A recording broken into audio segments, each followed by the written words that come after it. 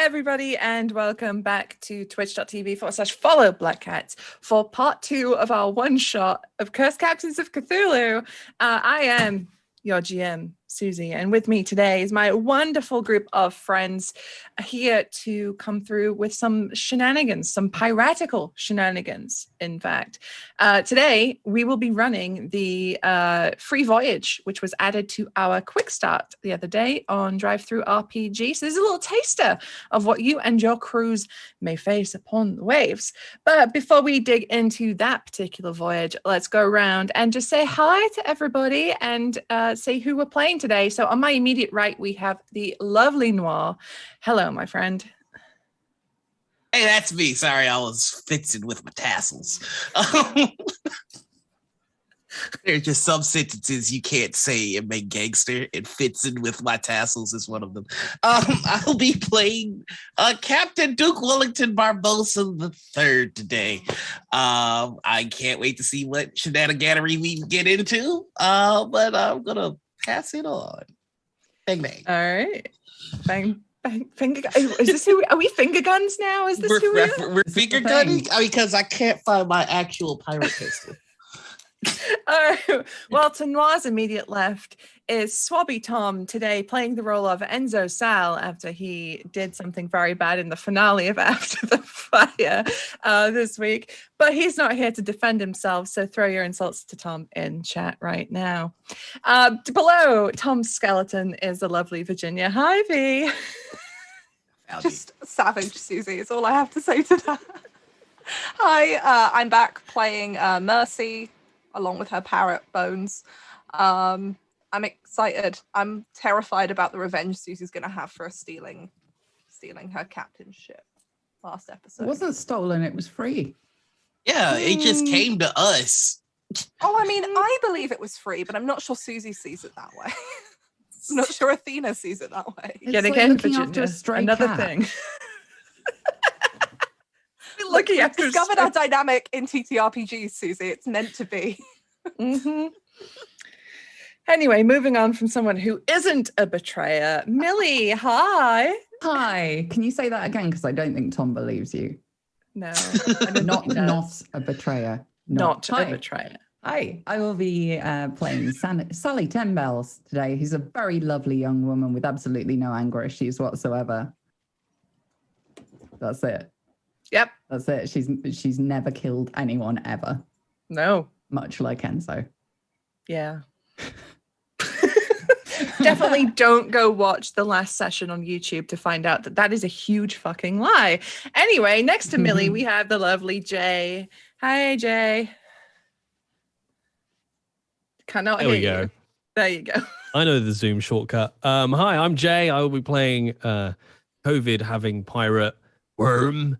And I will be playing a pirate who has not abandoned anyone and left on their ship. Yeah, just put that out there. The savagery tonight, friends. Yeah. Out for blood. That's the real reason Tom's not here. He's too afraid to face this jury of his peers. Hi, Tom. We love you. Tom's in chat. All right. So... Okay. Right. So. Can I just say whoever designed pirate hats did not design them for headphones in mind? And I feel Funny like that. Why could that possibly be? I don't know why. I think they really should have been considerate of streamers when they were making these. The market. Yeah. Headphones. Pirates Somebody make this happen. Yeah, they just clip in to whatever hat you're wearing. Kickstarter. I'm about to be struggling like a DJ all day. Okay, I'm sorry. Let's keep going. Speaking of Kickstarters, though, to see that segue, it's almost like I'm a professional. Cursed Captains of Cthulhu, the game which you're about to see played tonight, is currently in its final few days on Kickstarter. I think it's with just over 2 days left. So if you haven't already backed, please head over to bit.ly/CCC Kickstarter and chuck a couple of quid in to grab your PDF or your physical book or your shiny click clacks. We got some dice, some custom dice. please do consider pledging if you've not already. We are on our way to our next stretch goal, which is to add a shiny, sexy ribbon to the book. And let me tell you, as someone who has played a lot of RPGs and has a lot of RPG books, those ribbons, they are the good shit. That's what you want in your books. So help us get to those stretch goals. All right. So today, it is late in the afternoon as you all gather inside the Fortune's Favor, which is one of Nassau's more reputable taverns, as reputable as you will get in Nassau. The patrons are starting to drink and carouse, ready for another night of revelry in the Pirate Republic. You are ushered further into the tavern by two pirates who are stony-faced, scarred, and disturbingly sober. You walk into a darker corner, past the long tables, already covered in drink, weapons, and boisterous pirates who are shouting for more drinks, another rum, and other such piratical things. Heavy black sailcloth partitions the area off from the rest of the tavern, and you and your guides pull the divide back, gesture inside, and stand guard, leaving you to be seated at a table with another figure. Cut off from the low sounds of drinking and singing outside, the table is almost quiet. The figure strikes a tinder on the rough table onto a waiting fuse which glows red like a devil's eye. He touches the fuse to his waiting pipe, and in the low light you get your first look at the man. Here sits Benjamin Hornigold in the flesh. His chiseled features speak of years before the mast, and his attire is simple and almost rough. His faded frock coat is dark navy blue, and his grey shirt is frayed with time but shows no signs of rips or stains or other slovenly sort of piratical standards. A sharp halberd rests close at hand behind him, a threat or a promise, perhaps. He seems hale and hearty, well-built and solid, almost like a hardened merchant captain with an edge. But his eyes tell a different story. They glint dark blue and stormy, and speak of things seen and fought that would chill the bones. He takes a long drag of the pipe, his gaze taking you all in for a second before he finally speaks. So you're the new blood. I've heard of you. And he glides his eyes over Duke and then passes them on to Wormy, more than others. Though for my current needs, you'll do. He exhales the pipe smoke, and the air is filled with scents of licorice, saffron, and splintered teak all in one. That's bougie. His very presence demands your attention, but his manner suggests that he has little time for idle chatter. I have a role for you. You should know that we here are constantly under threat from outside, but also from our own. The powers that be would like nothing more than to see us washed away with the tide. While others have worse designs for us. We have to fight for what we want, but also to survive. For the most part, we're a bunch of lawless cutthroats with the morals of snakes. And he kind of looks over at you, Sally, as he says this. And many are willing to sell each other out for another tankard of grog. And his eyes again settle upon you, Duke. That's fair. This makes us the hardest, toughest fighters on the waves, but also needs a strong hand to keep us in line for the survival of everyone. And he takes another drag on that pipe, and you kind of get the vibe that he's like living in this moment. He's like being Billy Big Balls, and he's kind of vibing with it. Is he cute though? I mean, he's got stormy blue eyes that are kind of dreamy and have seen things. He's might be a bit of a fixer-upper, but you make it work. I can fix him. Hang on, he's got more things to say. Give me a second. I'm sorry. To the meat of it. Whoa, that's bad. Someone's come along with an offer that could scuttle us all. I've learned that a disgruntled crew is planning on selling us out to some shady folks. Usually, we deal with them in the usual way, but this is different. There's a hidden agenda at work, more than just a threat to Nassau. I need to know who's after us and why and what else is going on. You'll get a map to the meeting place tonight on the other side of the island. The betrayers are handing over charts to the Nassau approaches and more. Though what else they're selling, I don't know.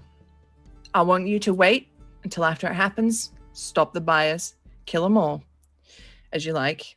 They'll have a ship on hand. Make sure you search the cabins and bring me back whatever they're hiding. Notes, charts, logbooks, whatever it is, find it and bring it back to me. Don't, and he sort of leans forward and there's like a little intensity in his face as he does this. Do not sink them until you found what I'm looking for, or the whole thing's for naught. I look a little bit sulky at that. And he kind of looks at you and he's like, I feel you, but also there's a mission here. I just kind of lean over to Mercy and go, I have no idea what's going on right now. She gives you this look that's just like, I don't know either. It's just like the, oh, that's nice. Am I supposed to? Oh no, I was hoping someone was listening. I'm just gonna continue to brood. I think he probably just wants us to do what he said, Captain. Yeah, but what did he say though? She does this awkward thing where I imagine Hornigold can hear this whole conversation where she just looks at him and looks back at Duke. Go kill some people, search a ship, steal back some charts so we all don't die. Oh, he's saying a lot of words for that. That was real simple. I could do that. She just smiles at Hornigold like that really awkward, like, I have no explanation for this. Hornigold pinches the bridge of his nose and he takes a long drag on the pipe. Just the longest drag you've ever seen someone take on a pipe. If this was a cigarette, he'd be shotgunning it. He exhales. He says, look, the Betrayer crew, you do what you want with them. It's not robbery if they're dead. But bring me back evidence of what they're about and you'll be rewarded. And he says kind of almost through gritted teeth, you'll enjoy my respect, which is worth more than coin in these parts. Do not disappoint me. My disrespect is not something you'll enjoy, and certainly not for long. And with that, he taps his pipe twice on the table, and the sailcloth moves back, and the two pirates that had escorted you into here usher you back out again. And you are basically just pushed out of the tavern into the midday sun in Nassau. So, free ship? Yeah. Free ship. Sweet. Yeah. Free ship. The Portrayer is what it's called? Actually, as just said there, you are handed, one of the previous sailors comes back out and hands you 2 notes. And one is written in quite a nice handwriting, quite a fine hand. Mm-hmm. And it is signed by Benjamin Hornigold. And the other is a tiny scrap of parchment that has a mysterious red stain on it. And it appears to be much more scribbled in nature. Mm-hmm. The note from Hornigold reads, crewmates of fortune, through various means, the Powder Crew has unearthed what seems a plot to attack our freedom here in Nassau.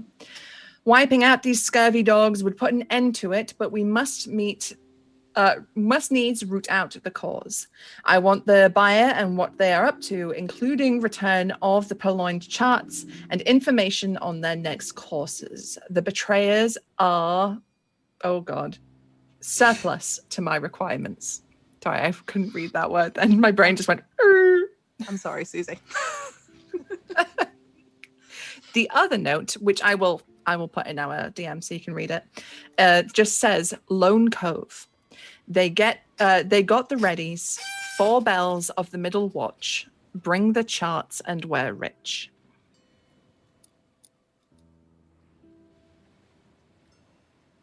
So I'm assuming somebody's reading this because Duke doesn't read.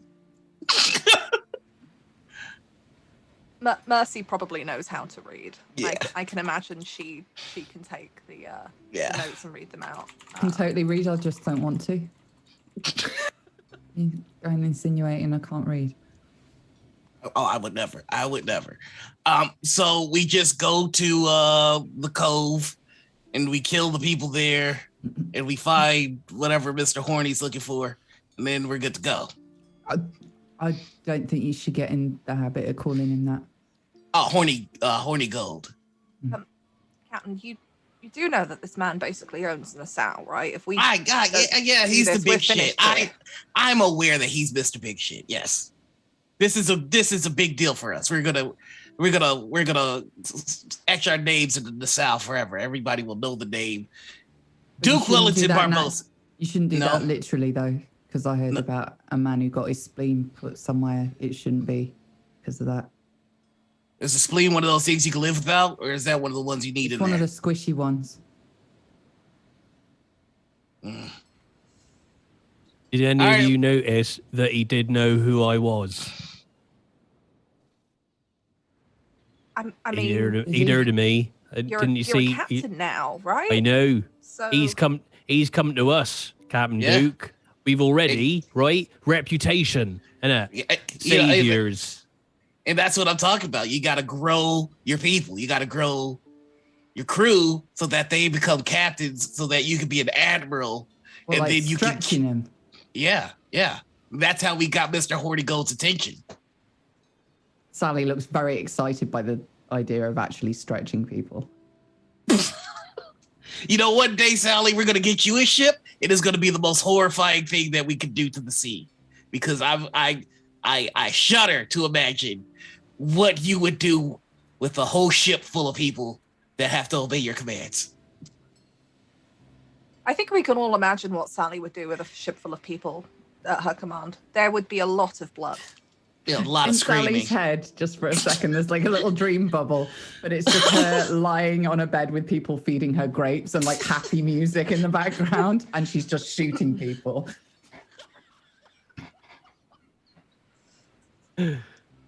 Captain, there is something I've been wondering since we got back. Which one? Oh, yeah, that's true. Either of you. You know what one? Either of you. You don't think Athuna's going to make it off that island, do you? Oh, no, she's probably starved to death by now. Oh, okay. Who? Right. The one whose ship we acquired. The Gobby one in the cage. Right, Yeah, yes. yeah. Cage lady. The boat with the rubbish Cage lady! bosun. That's a nickname. Right, I'm up to speed. Sorry, carry on. Yeah, Cage lady's probably well dead in the cage. Yeah, as you will. Onward speed. Yep. You know, really what we did was recycling. We don't want that shit to go to waste, so we're helping the environment. Environmentalist worm. That's that. You don't want seagulls getting like their necks caught in it. Exactly. That's why we gotta sail it. You gotta cut your ship. When you have a pack of ships, you can't have them sailing loose together in it, because like fish and birds. They get caught in it, in the ships. Yeah. So, no, don't sail close. No. I can feel Mercy's eyes rolling in the back. Mercy isn't even doing it. Mercy is just standing there and just like, she's just looking back at this betrayer's note, just really awkwardly. And I can imagine Bones sitting on her shoulder is now just repeating, like in the silent moment of just, Hornigold, just over and over again with the mispronunciation that Duke has given it. Just shush, and like starts trying to fuss the bird to shut it up. I mean, really, with a name like Hornigold, you have the choice of being teased to death or becoming the greatest pirate of all time. But I'm glad he chose the latter. It's probably good motivation. Yeah. I mean, Sally, you'll like this because there's blood on this note. So I assume that wherever we go, you're going to get to shoot things. We've only got a few hours to get there, though. Oh, then we should probably start. We should probably start on our way. You see, like, he gets up and you can hear, like, all the bones cracking. He's like, all right. I mean, let's go do the mission for the guy who's named after two of my favorite things. Let's go. And I think Worm will probably just look around to anybody nearby, not even knowing if they're part of his crew or not, and just be like, all right, aboard, raise the midshipmens, get the cargo, vast. Good. And then just I'm walk so off. surprised they haven't sunk their ship yet. Like, really, this is kind of becoming fun for me at this point. So just remind me again, just off the top of my, because I can't remember from last time, who is captaining the Proud and who has the Artemis? Worm has the Proud. I have the Artemis. Gotcha. All right.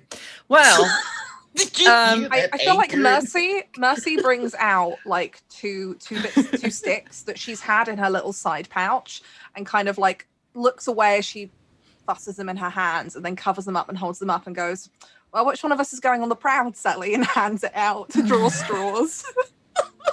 I draw. Can we roll for it?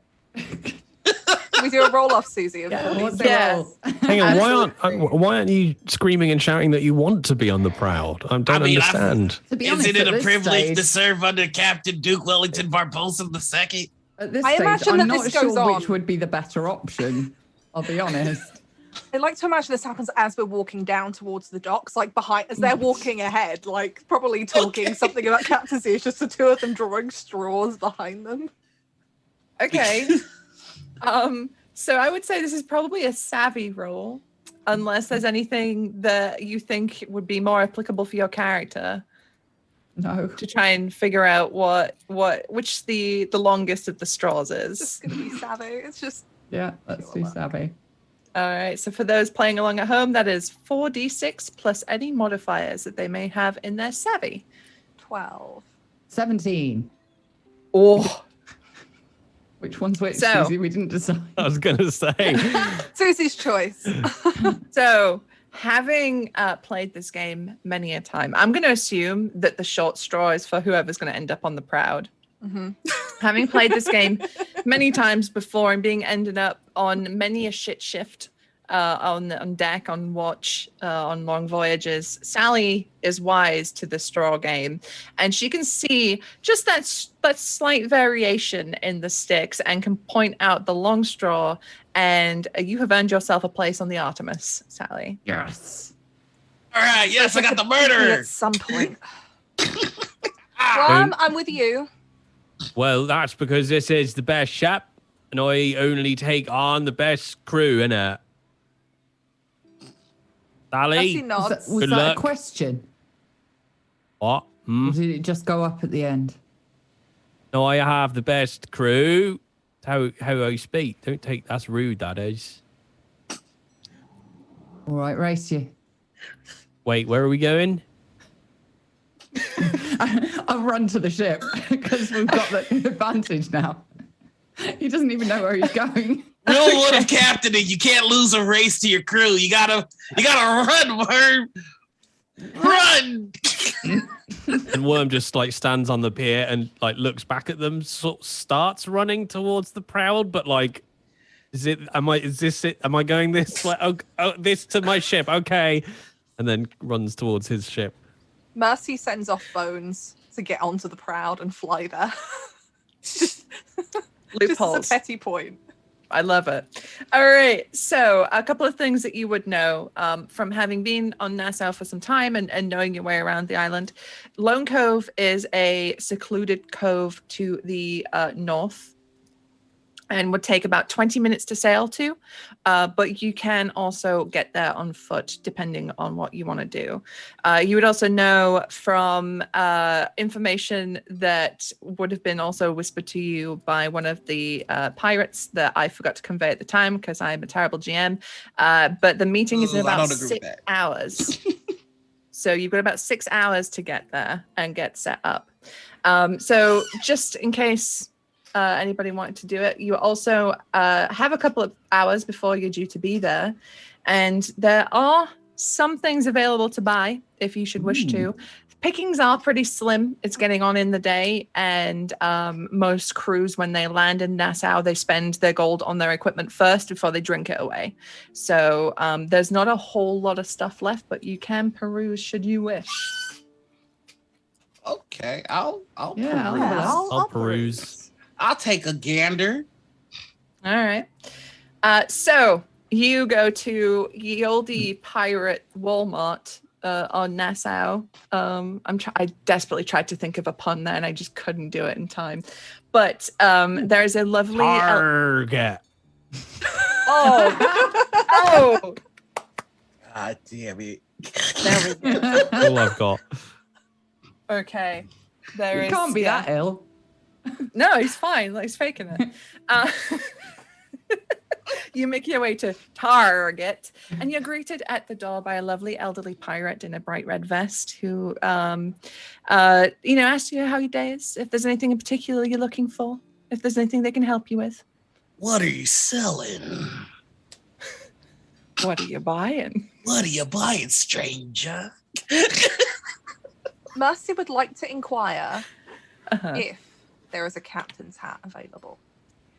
Well, wouldn't you know it, there is indeed one captain hat available. It is the last one on the little wooden heads. And it has a little price below it. 2 doubloons and 3 reals. I think it's like 10 reals is equals to something. Yeah, there's a couple of currency denominations in Cursed Captains of Cthulhu. You have, oh God, where is it? I lost it. You have the lowest, which I think is species or something. I don't know how you say it. And then it's reals, and then it's doubloons, and then it's pieces of 8, and it's 10 to each. So 10 reals is a doubloon, 10 doubloons is a piece of 8.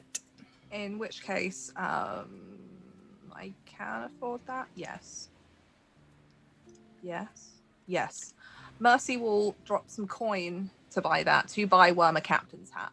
Oh, much as she is terrified of being on the proud with him, which is why her and Sally draw straws, now she is on the proud with him. She has to make sure it's the best ship because, friendly I was about to say, if you're not going to buy that for Worm, you're going to break his little heart. Oh gosh. I imagine it's one of those ones that's got a really gaudy feather stuck in it too. Yes. Like a one of those bad fancy dress hat. shop ones. Yeah. In fact, you pick up the hat, you notice this elaborate, just over the top feather. It's just so big. Like, what is the point of this thing? You look inside the brim, there's a name tag, and the first name is a little thing, but at the end you can see Sal.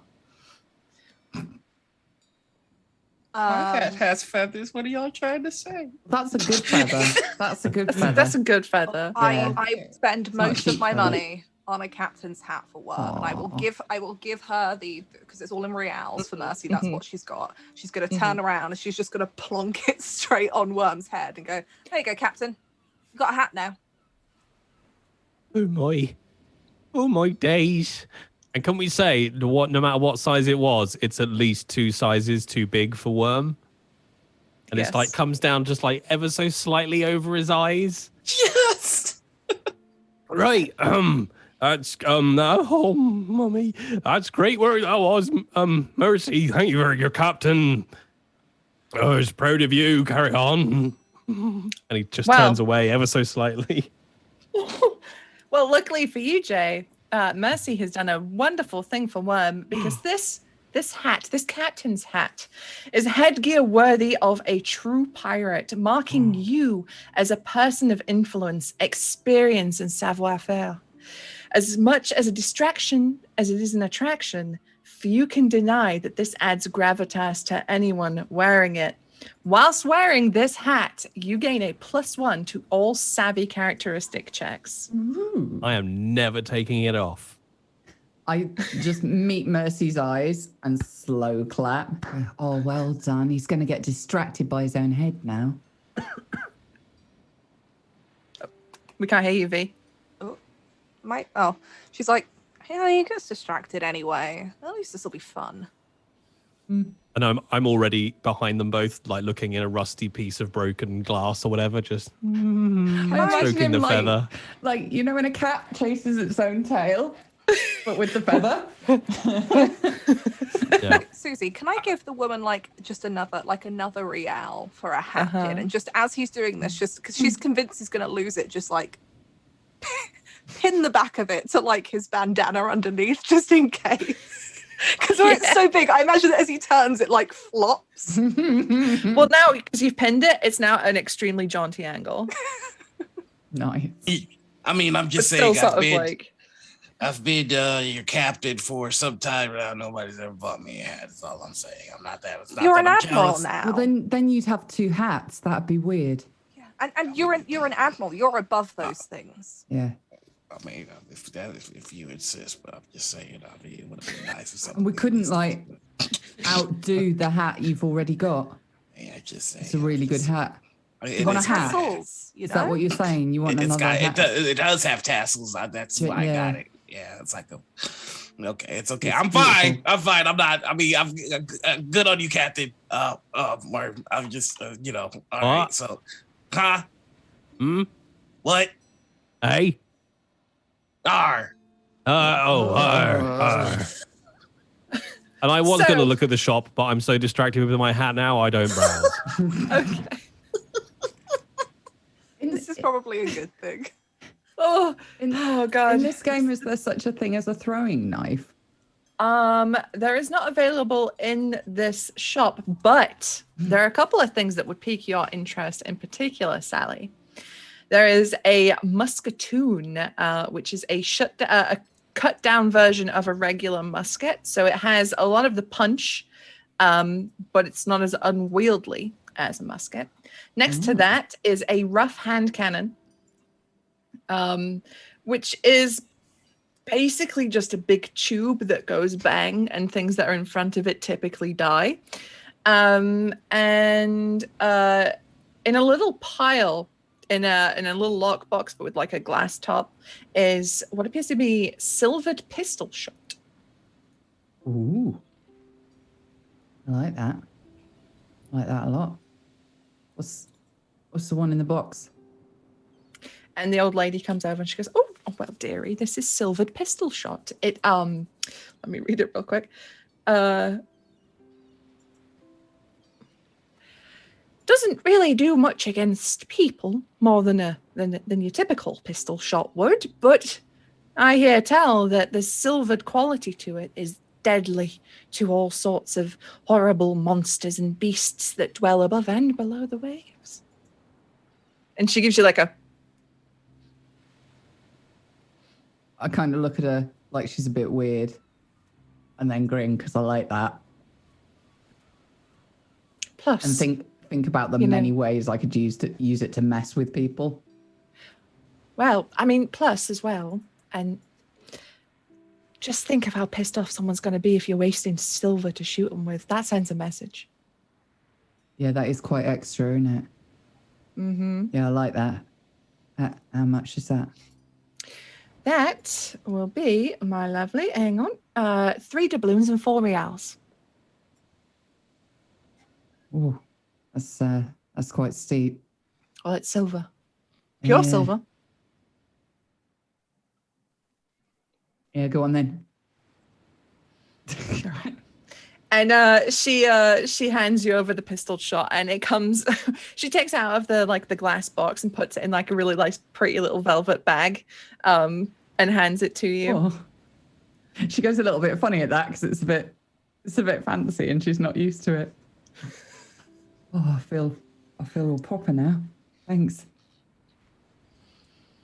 Okay, so Millie, for your purposes, if you use this stuff, if this shot hits any eldritch creature, it does 5 burning damage on top of any other damage inflicted. So it would do your normal pistol shot with 5 extra burning damage to eldritch creatures only. Are there any flasks or any jewelry or anything of that nature? Everybody's getting fancy stuff at Duke. He is easily jealous. So as you sort of wander around, you can see there is this keg.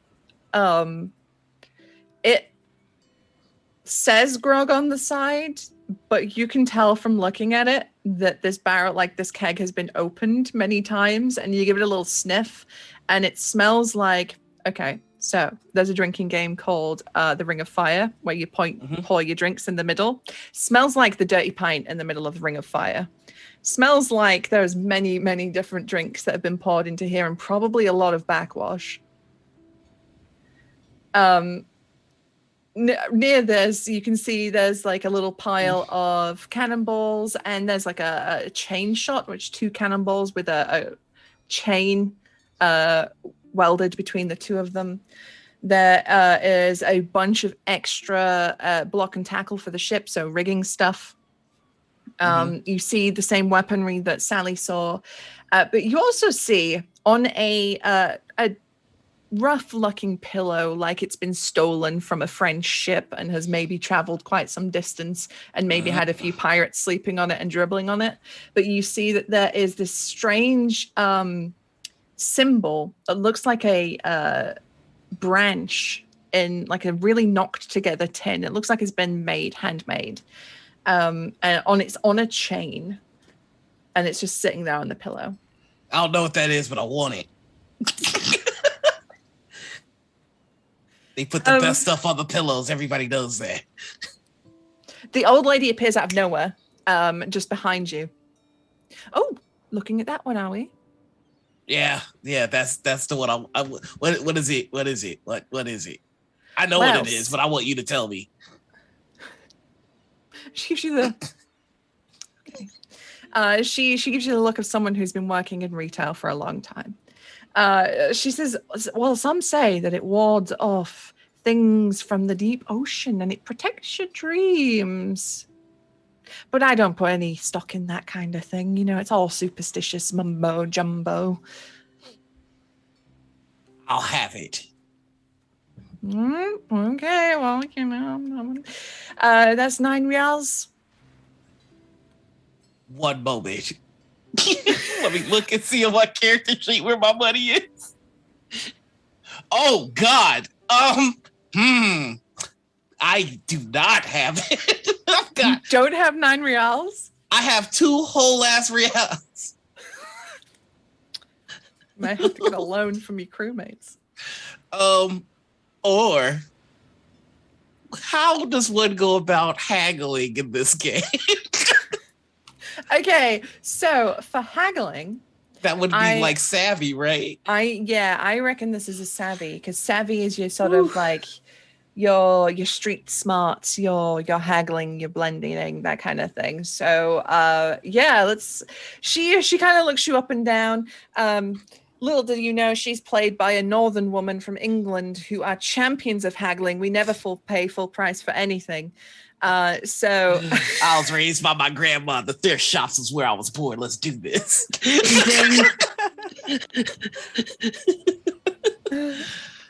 18? 18. Okay, let's see. I'm gonna just make up a savvy skill for this old lady. She's a retail worker. Let's see how she does. I'm gonna give her a savvy of Oh damn! Roll 20 screwed me. Ooh, that's a spicy meatball. Roll 20 got me good. Okay, so she gives you a good little hassle to begin with. You know, she gives the whole I can't give you any discount. It's got to be as marked. Price is shown. Can't do any better than that. But you sort of slowly start dragging her down in price a little bit. And by the end of it, she is so just pissed off and wanting you out of her shop that she says, fine, 2 reals. And I fling the coins. And then she sort of pockets the money, and you can see her very like pointedly putting back on her customer service smile. Is there anything else I can get for you today, dearie? Let's see. It's like, no, that's it. Pleasure doing business with you. Have a good day. Walks out. I recognize that face. That's a stabbing face. I thought it was a shooting face. See, this is why I'm glad you're on my ship, because I need to learn the difference. Yeah. Stabbing face is more sort of like angry behind the eyes. Shooting face is more relaxed. Yeah, I'm good, because with the stabbing, she wants to be involved in all of the process you can of me see being it, the hurt. hunger. Yeah. Yeah, you shoot somebody, it's just pulling the button, pulling the trigger. When you stab somebody, you're there for all of it. I feel like Mercy, like as they're having this conversation in front of this shopkeeper who is just like, I'm done. I'm 3 seconds from just closing down and just fucking off to some. Just hands her remaining real.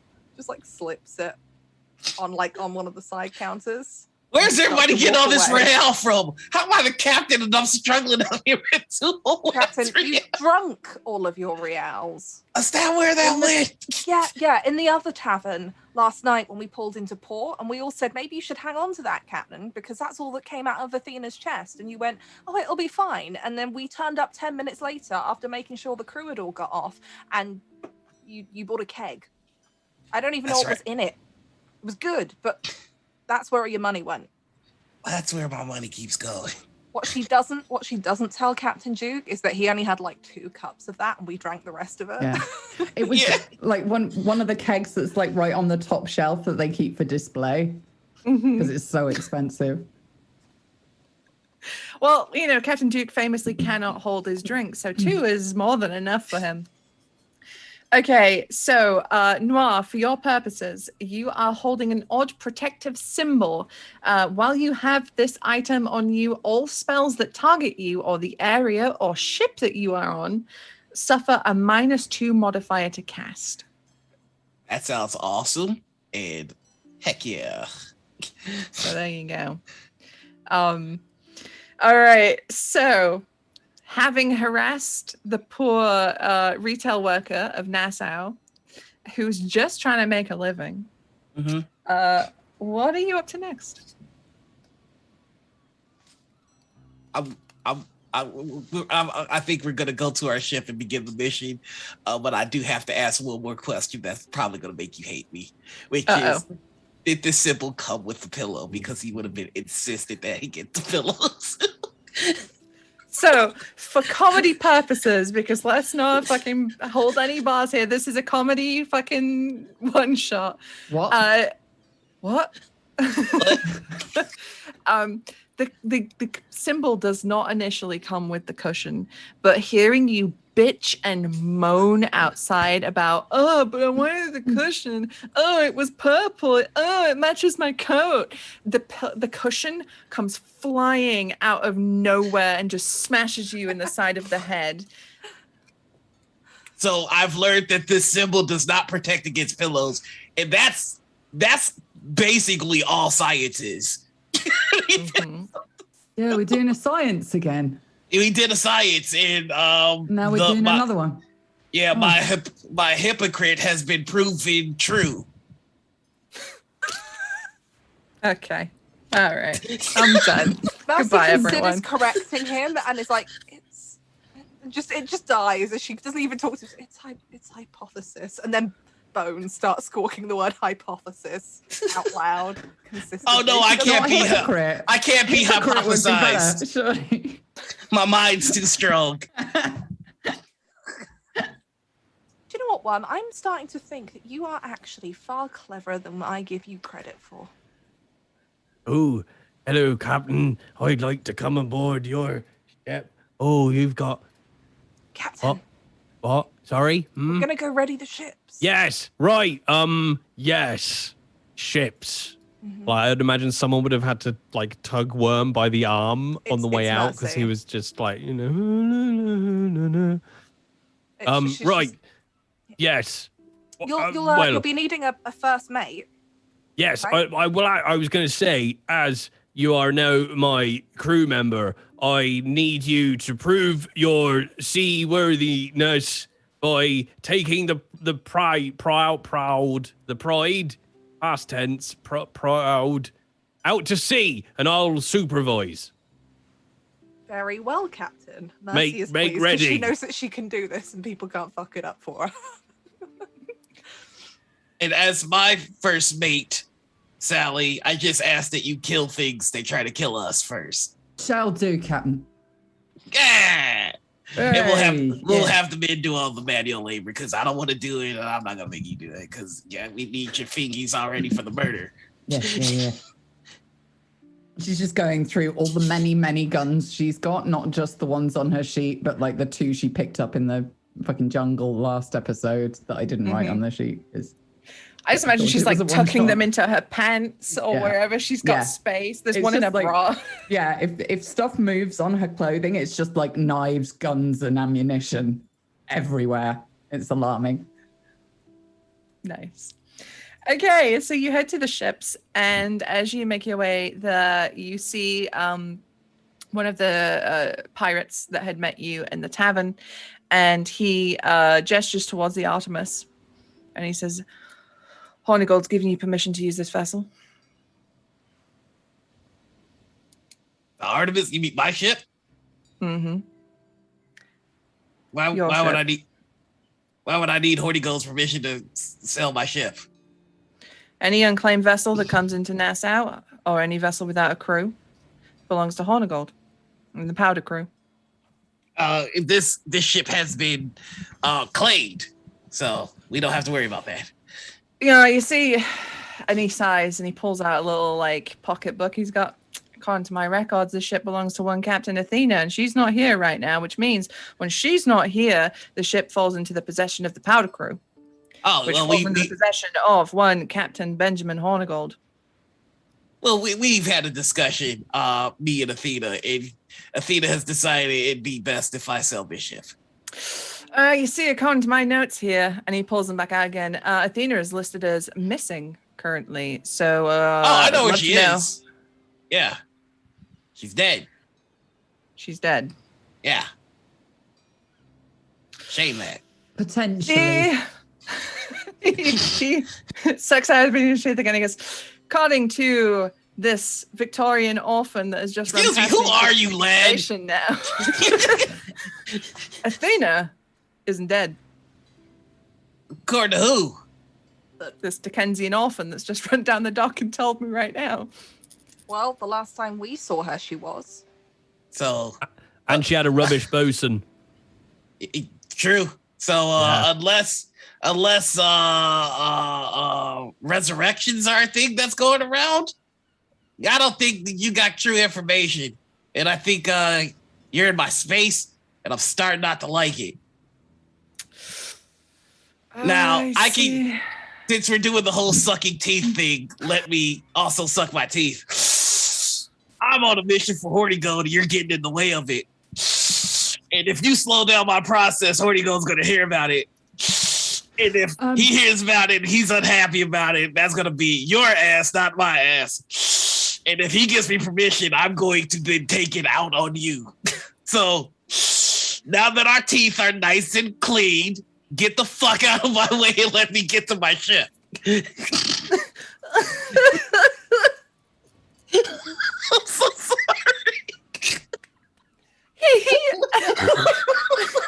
I'll say worm for absolutely no reason, just thinking that's what captains do. We'll just be stood next to Captain Duke and just go like that. I'm imagining that Bones is now doing his best impression of what both Duke and Worm are doing. But he's a parrot, so he can't really like suck his teeth. So he just squawks really loudly and raspily at this dude. Now you've upset the bird. I like to think that he like hops off of Mercy's shoulder and like as Worm and Captain Duke are standing side by side, just has a little foot on each one in between them, and is just in his face in time with the rest of them. So this guy, he looks you over, he looks you up and down in a really catty manner, writes something in his little book, snaps it shut, and just walks away. I don't like how you wrote at me. And he like gives you a look over his shoulder before he just carries on walking. He gives you like a don't fucking start look. We're not supposed to start because I kind of want to start. I kind of want to start too. You know when people write things Do about the you, stupid thing. and you know it's not good, right? You know something bad is in that book, and you know who that book's going to. Can Mercy get the bird to steal the book? Ooh, okay. Just snatch it out of his hands. All right. What would you like to use for this? Is there a particular? Can I help by cack-handedly attempting to flirt with the man so he's distracted? Okay. So I reckon if this is like, because she has a connection to her animal, right? That's the whole bit of being a wing caller. So I feel like Abjur would be the best one to explain the weird kind of link she has with it. Okay. All right. That's what her magic's based on is Abjur. Yeah, I mean, I'll allow it because she does have this like weird connection with this parrot. So, Millie, to assist here, what is your savvy characteristic score? It is 2, but I get a +1 to any savvy test involving port service or militia. Well, he is of the powder crew, which is basically Nassau's like militia, their port service, their governing body. So I will give you the 3 for that, which means V. With your thing, you add Millie's 3. So how does Sally flirt with this poor fucking schmuck? I'll go up and be like, sorry, I thought you were looking for some paperwork to do with this ship. And she's no idea how to do it. She's like pulling all sorts of stuff out of her clothing and like trying to lean over and be sexy, but it's just not. And all the stuff that is coming out of her, all the stuff that's coming out of her clothing is absolutely horrifying. It's like spiky weapons, knives, bits of twig for no reason. And she's like trying to do what she's seen sexy barmaids do and do this like little shimmy, but it doesn't work, and she just looks a bit like she's cold. I imagine that as she's like pulling this stuff out, and there's so much of it, he does that thing where you get a book and you kind of like put it in the crook of your arm so you can help someone else with something. Yeah. And the minute he does that, Mercy sees her chance and just whistles to Bones. And it like looks back at her and she just flicks her hands and it dives across and just like fucking dive bombs this dude. So suddenly there's this massive African grey parrot just coming for him. And as he kind of like freaks out, it just snatches the book up and flies towards either the Proud or the Artemis, whichever ship Worm and Mercy are now heading to. Okay. So as this guy is desperately obviously is sucking through his teeth, because this is just apparently the one characteristic of this guy that I made up.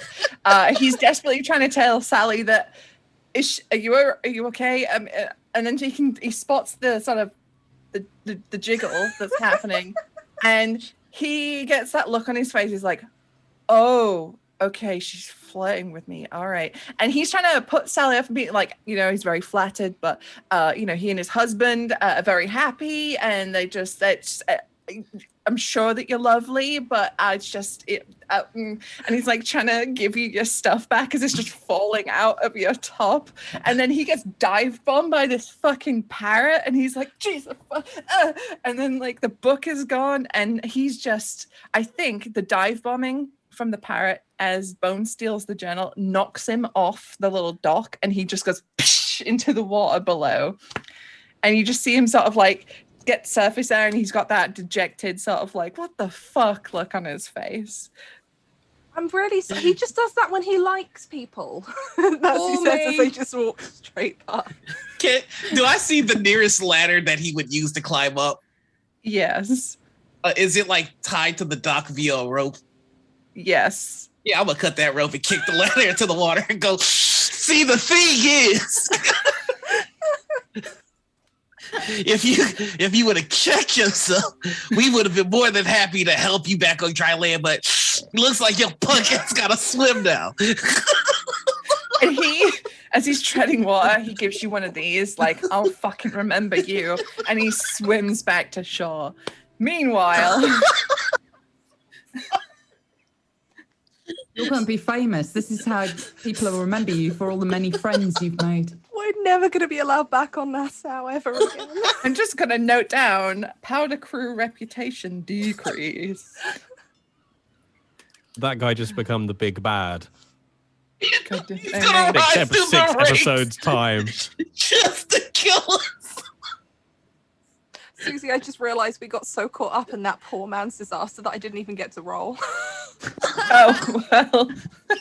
It just happened.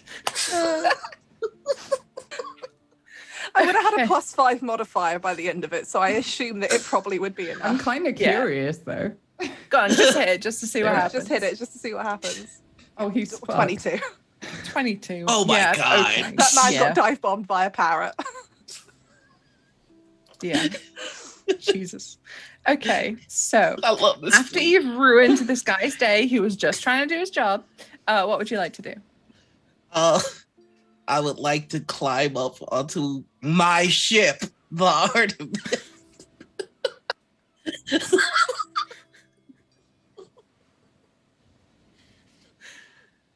I feel like someone needs to get Captain Duke a nameplate made to put underneath the ship's nameplate that just says, "This really does belong to Captain Duke." It's the Artemis. No, it's really mine. It's just gonna read, for real though, it's mine. Because he's petty enough to permanently mark his ship with a fuck you to that guy. Susie, can we have it so that some of Captain Duke's gold was spent on a brass sign that just happens to, like, he did in a drunken stupor that just happens to be delivered as we board? Please. Sure. Amazing. Fuck it. Why not? It's a one shot. None of this matters. Me losing my mind slowly over the course of these hours I spent with you doesn't matter. Worm is on the ship ready to go. He's thinking, oh, I wonder what this mystery awaits us. He's ready. Yes, I too am ready to go. He wants no signs. He's ready to sail. Thank you, Worm Plot McGowan. Okay, so God. You get aboard your ships. And you set sail for Lone Cove. As previously mentioned, it takes about 20 minutes to sail around there. It's not a huge voyage to get there. But as you approach, you can see that there is what appears to be a cutter very close to shore. So if you want to remain undetected, as was told to you by Hornigold, then you need to sort of park the ship not in view of this particular ship. Let's keep a low profile. Okay. Cool. It makes it easier to kill people when they don't know we're here. Makes it easier to kill people when they don't know we're here. Okay, I'll hide my giant ship. Good. Mercy at this point is deeply regretting ever putting wind in these sails. Valid. Sally's just slumped against the mast, regretting every life choice she's ever made. All right, so you hide your ships just away from the cutter, and you make your way up a little cliff which overlooks the cove. And as you move to the top of the cliff, you hear low calls of voices, and you can see a rowboat landing. 4 rough-looking men with muskets get out and secure the boat, whilst a woman in faded Royal Navy attire steps into the surf. With her is a man of around 40 years, whose waistcoat and breeches mark him as well-moneyed.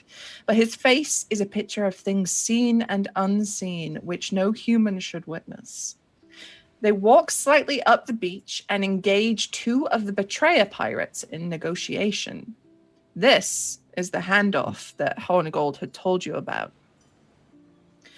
So, are you just going to chill and see how this goes? Like, are you just like holding still, or what's the play? These are the people we can't kill, right?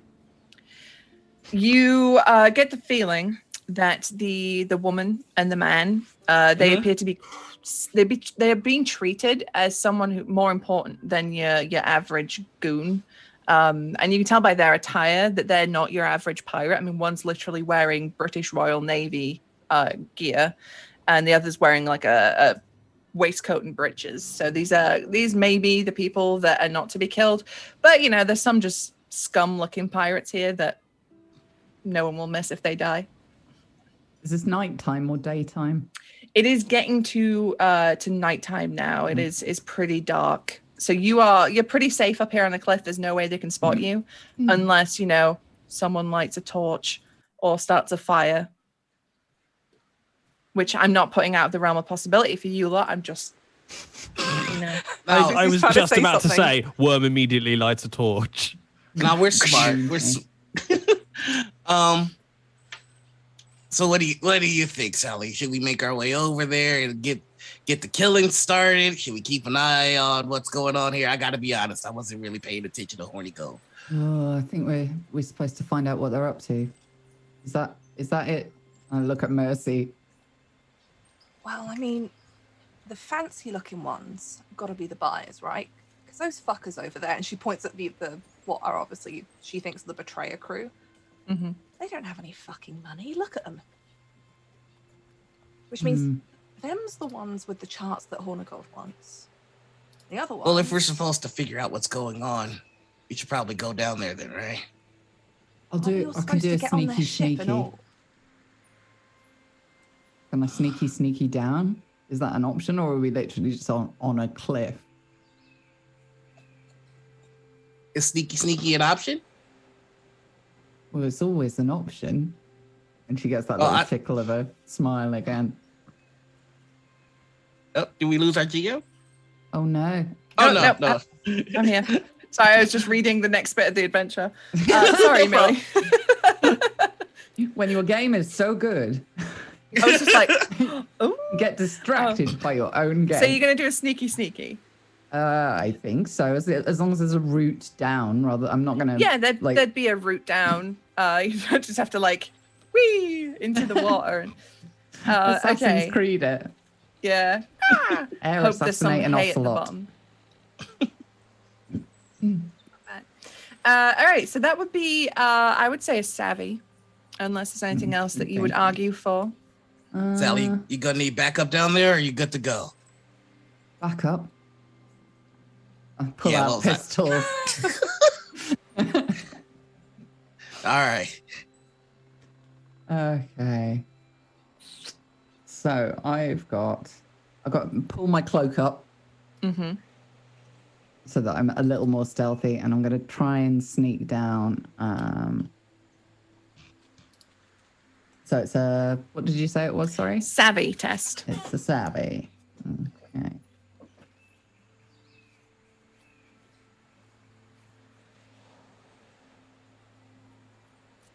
$18. Ooh, very nice. That easily beats my target number. I'd set this at pretty easy because it's very dark. They're secluded. They're very confident that no one's watching them. So you make your way down the cliff, and there's like a little path here, just a thin one that, you know, is about wide enough for one person. And you sneak your way down to the beach. And as you get down here, you can hear their conversations much more clearly now. You hear that things are getting a little intense. The Betrayer pirates are being all gruff and like hard men, and they're like, "Give us your fucking money." And then the woman is she's quite markedly different. You know, the Betrayers have got this like sort of like rough and ready sort of body language, and she's stood quite straight. She has one arm behind her back. You know, very officerial.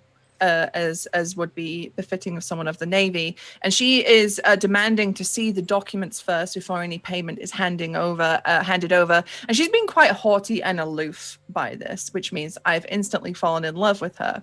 So she and things are getting tense because the pirates are not budging, she's not budging, and they're at a stalemate. And and the man there, this older gentleman. You can see he's getting more and more agitated as this is happening, and he just snaps and he yells at them to give him the charts. And you see this happen as the Betrayers all at once pull their weapons as things have reached this boiling point.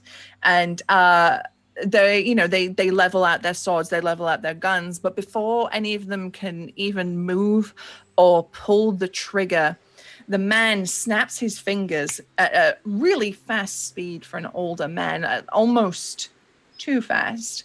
And you watch as the betrayer pirates begin to shrink in on themselves, almost like every bit of liquid in their body is being removed, and you see their cheeks hollow as their faces grow gaunt and their bodies just sort of shrivel and collapse on each other, and they shrink and desiccate and they drop to the ground.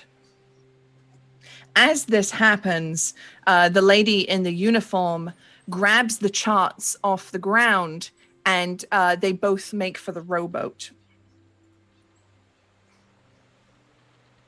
I will very slowly back away, right back to where I came from, and lean into them and go,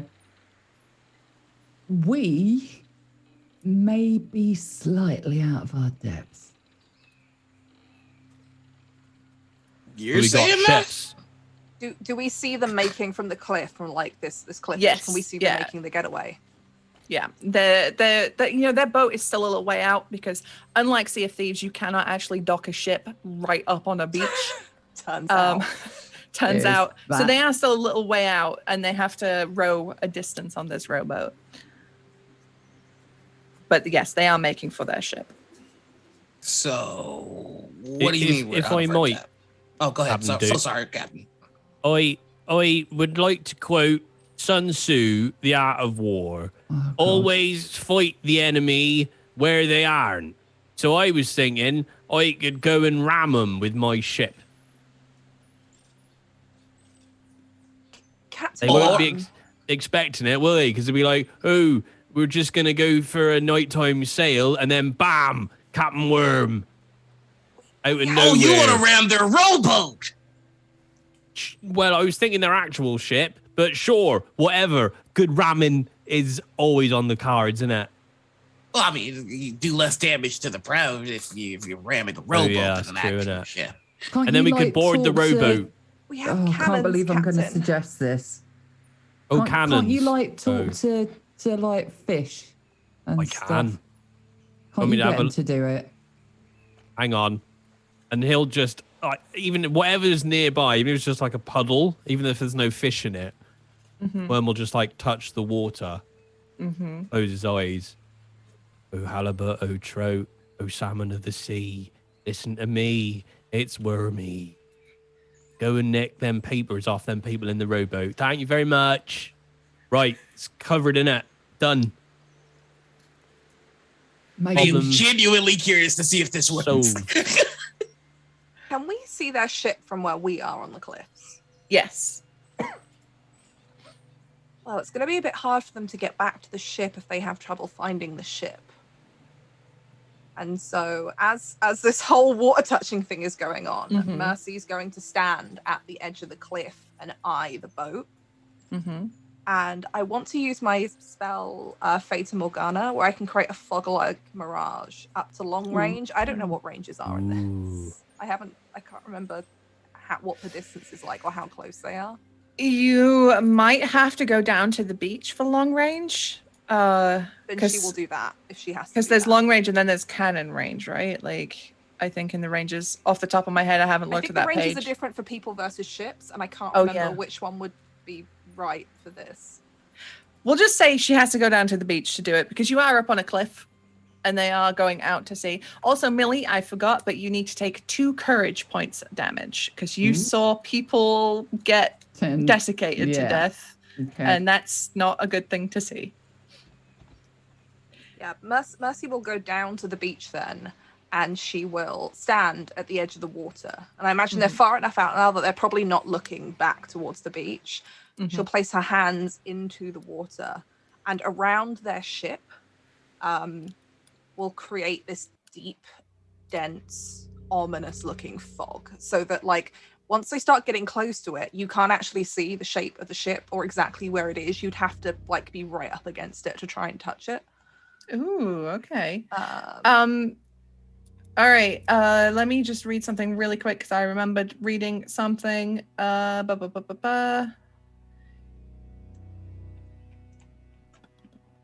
and remember how spells work.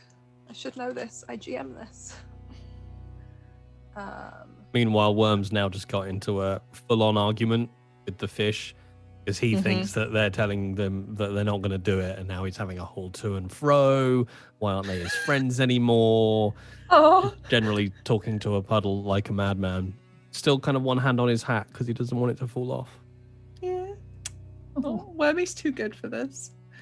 Okay, I have to beat a 6 on my casting number. You will take a penalty, however, as as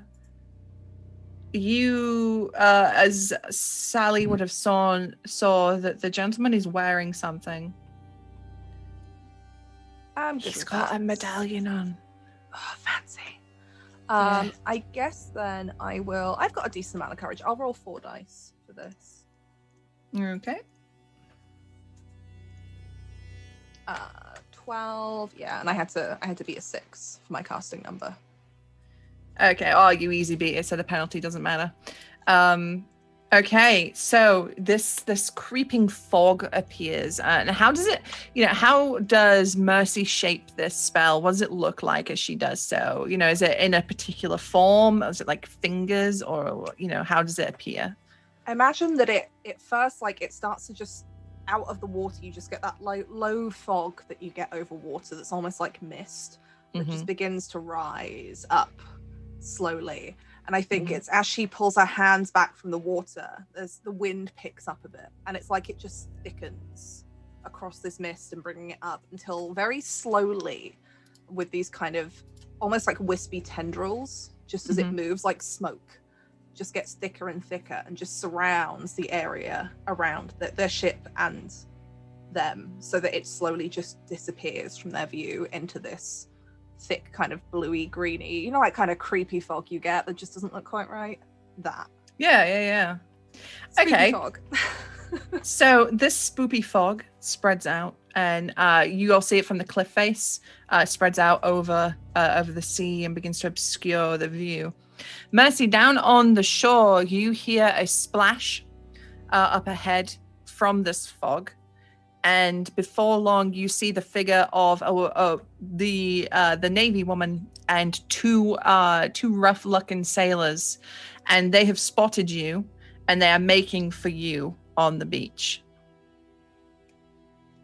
Fun.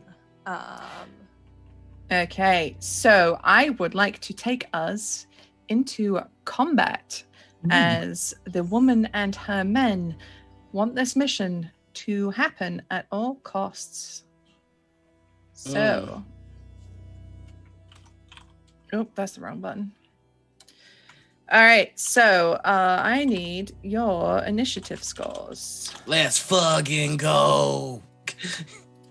16. 12. Oh, hang on. So Sally has 16. But a confident 12, though. Duke has 12. V? 10. Oh, wait, no, sorry, hold on. Yeah, no, 10. Mercy has 10. I looked at the Wormy! An arrogant 12. An arrogant 12. Ooh, Damn. I like it. He's buoyed Alright. by his new hat. Oh. Duke and Wormy, we had this problem last time, if you remember. You guys share an initiative, so I need you to roll off. So if you could roll a d6 and see who gets higher. Okie dokie. Artichoke. 3. A 1. A powerful 1. All right, so Wormy goes before Duke. I just need to find out what... Ooh, okay. So, and then Bodyguard is at Bodyguard 1. And then Bodyguard 2. Okay, so initiative is going to go Sally. Then it's going to go, as you will hear them shout, Phillips, who you assume is the woman. Well, they call her Lieutenant Phillips, because that's how you're supposed to say it, America. And then it's going to be Wormy. Then it's going to be Duke.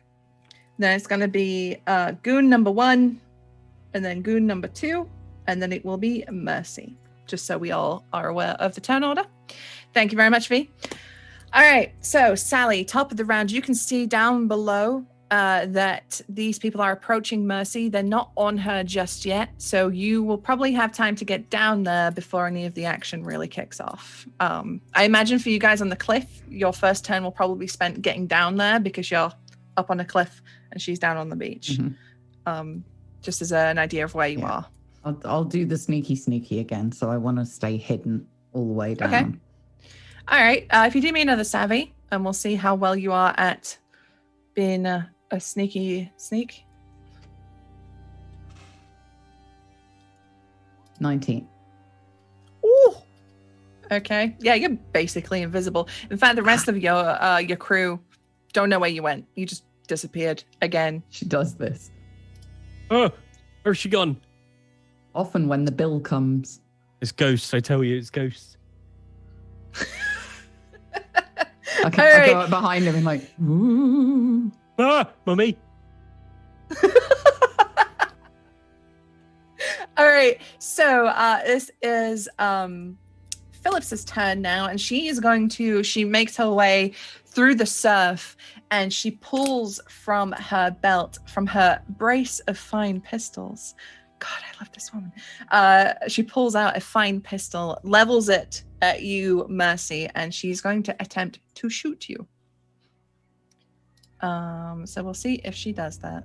That is going to be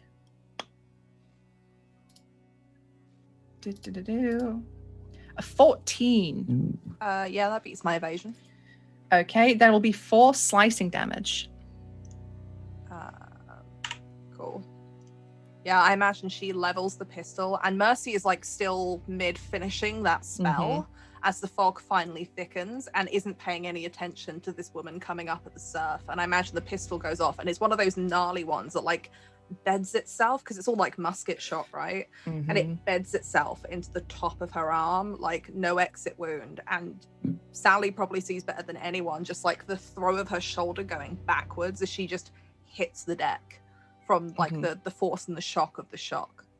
And then just red. You hear Phillips because she's a villain.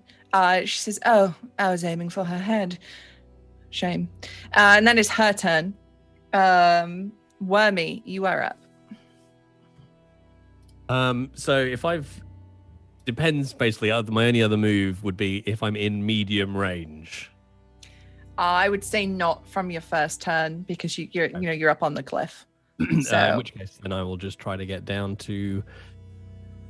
I want to get down to somewhere on the beach where I can have I'm in touching distance of seawater.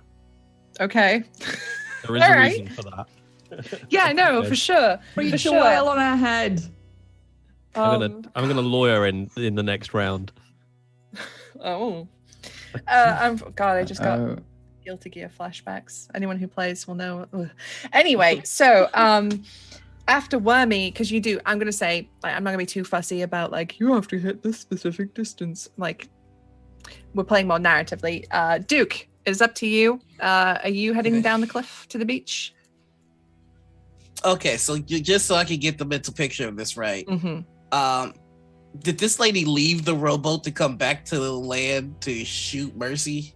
She did with 2 bodyguards, but the dude, the older man who crumpled like 10 pirates, is still rowing. And he's disappeared into the fog that Mercy made now. You have no visual on him.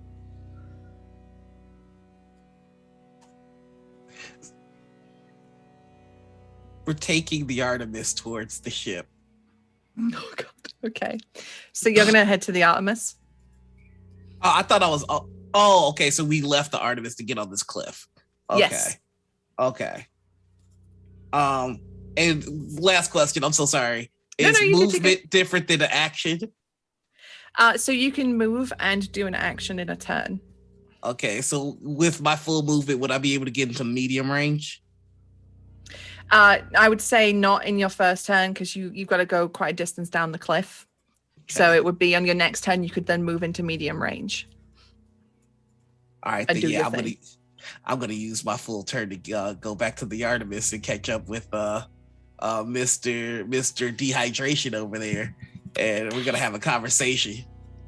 Okay, so Sally and Wormy, you make your way down to the beach to save Mercy. You look back, and Captain Duke is gone. Oh, he'll be fine. There's no water in him. Holy shit. All right. See, that right there is why I love Sally. She gets me. Worm hears that and suddenly looks very nervous, given all of his fish touching. Fish touching? He's always got a pocket of water, just in case. I don't even I bet it's not even like a water skin. It's just a pocket that he just keeps filling up with water. Like his leg is just always wet himself. Yeah. Yeah. I'm always at least really 70% damp. It's like oilcloth that he's had the pocket lined with, but it just leaks slow leaks all of the time. It's just always damp. Yeah, that's gross. All right, Goon 1 and 2, because they are goons in a fun swashbuckling, turning to freaking Peter Baelish there. Oh, Sean Connery. Must ask you a question. Shansha, Karash's letter. Goons 1 and 2 attach bayonets to their muskets and they advance on Mercy menacingly, and they are grinning as they do so, because for them this is sport. They have just a lone woman on her own on the beach, and they have muskets, and they're gonna stab her. But that will bring us back to the top of the round with Sally. You have now made it to the beach. You can see these. Oh, yes, V. I come off. Oh, Mercy. Too. Yes, you do. I'm sorry. See, this is why I told you the turn order. Because I have no memory. It's all right. What would you like to do? It's only because I've written it in our chat. I imagine that as Mercy sees them grinning and they look really smug with themselves that they've got something easy, I think they see the flash of her teeth in the dark as she smiles, because now they're close. Oh. And her arm that's covered in blood, she painfully reaches upwards with it and just pulls down in a flash, and just looking at one of them with a great big smile on her face. And I'm gonna cast Sharpened Light. Ooh. How much courage have I got? Okay, I need to hit a 9. So I'll go ahead and roll 3 dice for this. Is there a bonus to this? I have a +10 modifier, but I have to hit 9. Do I have to roll for this? I mean, if you got a +10, you just do it. Yeah, that's what I figured. But then you have to spend courage, right? Yeah, but you might also get a critical success. That is true. Where something extremely cool would happen. How many 6s do you have to roll for that? It's like all sixes. Yeah, it's all 6s. All your dice? Yeah, it's a really rare thing to happen. How does that work if you're rolling less than 4 dice, though? Because spellcasting, you choose how many dice to roll from courage points, right? We may have to have a word with James about that one. Let me just double James check. is saying +10, really? That's what's on my character sheet, James. You made this character, James. You wrote this. Is it a typo? You may cast this at a single target. If cast, you make an attack with the stats below, but with a +10 modifier. That might be a... Oh, yeah, Papa has that too. +1, okay. Sam's saying +1? Wait, Papa has that too? Yeah. You have the same spell? Yeah. So he's done it twice on 2. I'm confused. No, it's all Can we good. split the difference? Just go like halfway. Just say 5. Sure, we'll split the difference for this one. Yeah. We'll go +5, and I'll roll 3 dice. +10 to hit. I'm so confused. But my casting number's 9, James. It's fine. I'll roll dice. We'll figure it out. It's a 20. We'll figure it out. This game is still in development, folks. Just want to remind everybody. 21. So... 21. All right, yeah. Okay, what damage does that do? Oh, wait, hold on. I know I rolled plus... Is that adding 3? It's adding 3. Yeah. Or is that adding 3 dice? No, that was just 3. I just can't 3. count. Sorry, this does 8 burning damage. 8 burning damage. Okay. All right. So the guy that you smile at with this toothy grin, he sets on fire almost immediately, and his grimace, like his cocky grin, is immediately replaced by a scream as his body just immolates. And because that was cool, I'm just gonna kill him. Goodbye, Goon One. I mean, he only had 1 health left anyway, so basically dead. All right. So are you gonna move or anything, Mercy? Are you sticking where you are? She probably picks herself back up off the floor and tries to stagger backwards, just away from this woman, to put more distance between them, because obviously pistols weren't massively accurate the further you were away. So she's just going for the good old, the more distance, the harder I am to hit. That's valid. That's valid. All right. It is back to the top of the round with Sally.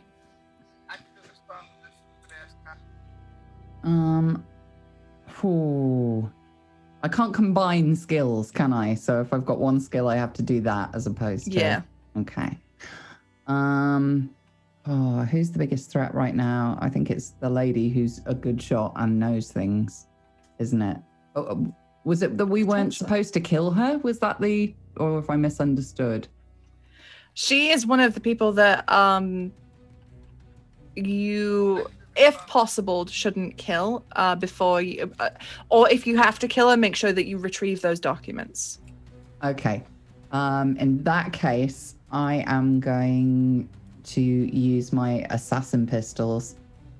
Oh. So I'm going to take an assassin shot at the hand that has the gun in it. Ooh, okay. All right. Yeah, roll that attack. So that's an accuracy, right? So that would be 4d6 plus any modifiers that are on your sheet. So I make a pistol attack with a +5 to hit, and if it hits, I get 2d6 slashing damage. So +5. Very nice. Yep. 19. 19 is gonna do it. That hits her. So that was what damage again? Sorry. Pistol is 3 slicing. 3 slicing. Okay. But I also get an additional 2d6. Oh, that's right. Yeah. How do I do that? You can just do /R 2d6. There you go. An extra 8.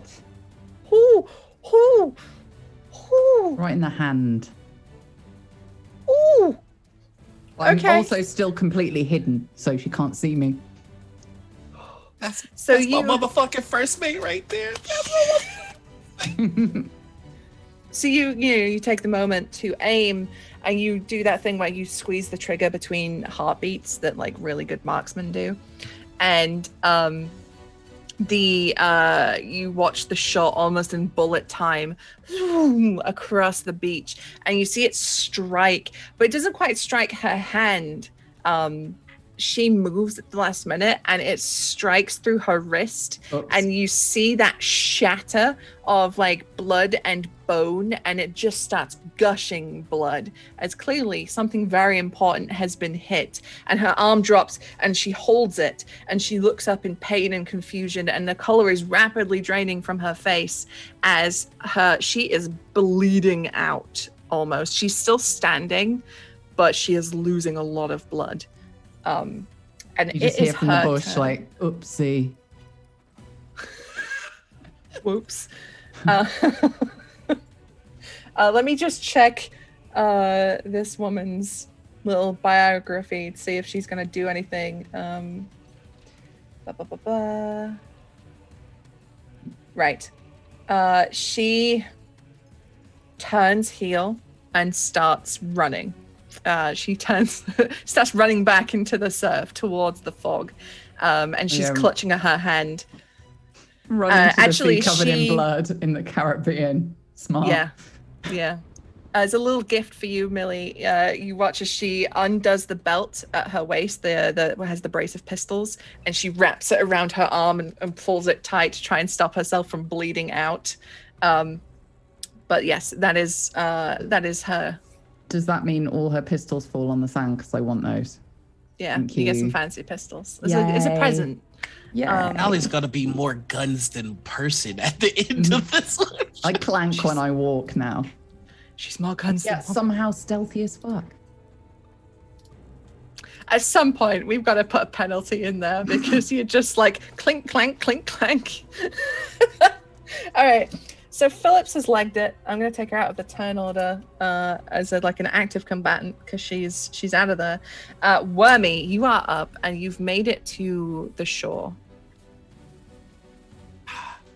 So, although she's legged it, is she still in medium range? For you, yes. Excellent. I throw my harpoon at her leg. Oh, God. Okay. I don't want her to escape. Let's have that attack roll. Hornigold's okay, try not to kill this woman. Melee? This would be a accuracy. Accuracy, okay. As you're throwing it. This is gonna go well. Is it? Yeah. Oh, I should say, I've stood in the sea as much as I can while I throw this harpoon. For reasons. Oh, I don't know, 19. Let's see how good that is. Jeez, yeah. That's good. Yeah, that'll hit her. Oh, okay. How much damage does your harpoon do? It does a vicious D6. Vicious? Okay, let me check vicious really quick because I think that's very bad for her. But I'm specifically basically just trying to pin her ankle onto the beach. Oh, God. All right, let me just get the items really quick. 1-2 punch. This is awful. This is... Oh. Don't start no shit, won't be no... Okay, so here's the thing. Vicious. This is a slightly different type of damage and includes wounds that cause profuse bleeding and ripping, such as serrated shark bites and harpoon attacks. It can also include other vicious damage, such as the sucking force of a kraken's tentacles. Ew. So for those at home, vicious just means that your damage type is usually a little bit more random than just a straight value, usually. But for the quick start, we've just sort of leveled that out a little bit just to make things quicker and easier. So that's what the vicious quality does. So, oof. All right. You throw that harpoon, Wormy, and you trust in the water. You trust in the fish. And although she's starting to disappear into the mist, you trust your aim is true. You launch the harpoon and you hear a scream as the harpoon connects with her calf muscle and all but rips it off. And she just splashes into the water. She has taken enough damage that she would die. And she is now floating face down in the water. In which we kill everything Susie loves. It's a pattern here on twitch.tv/follow Black Cats. I didn't even roll for the damage. What would I do? It wasn't my fault this 4. time, though. That's pretty bad. Yeah. She had 1 HP left. Yeah. So I think Wormy would throw it. He would hear her get pinned, but wouldn't realize what he did particularly. So just I did it! I stopped her! I got one!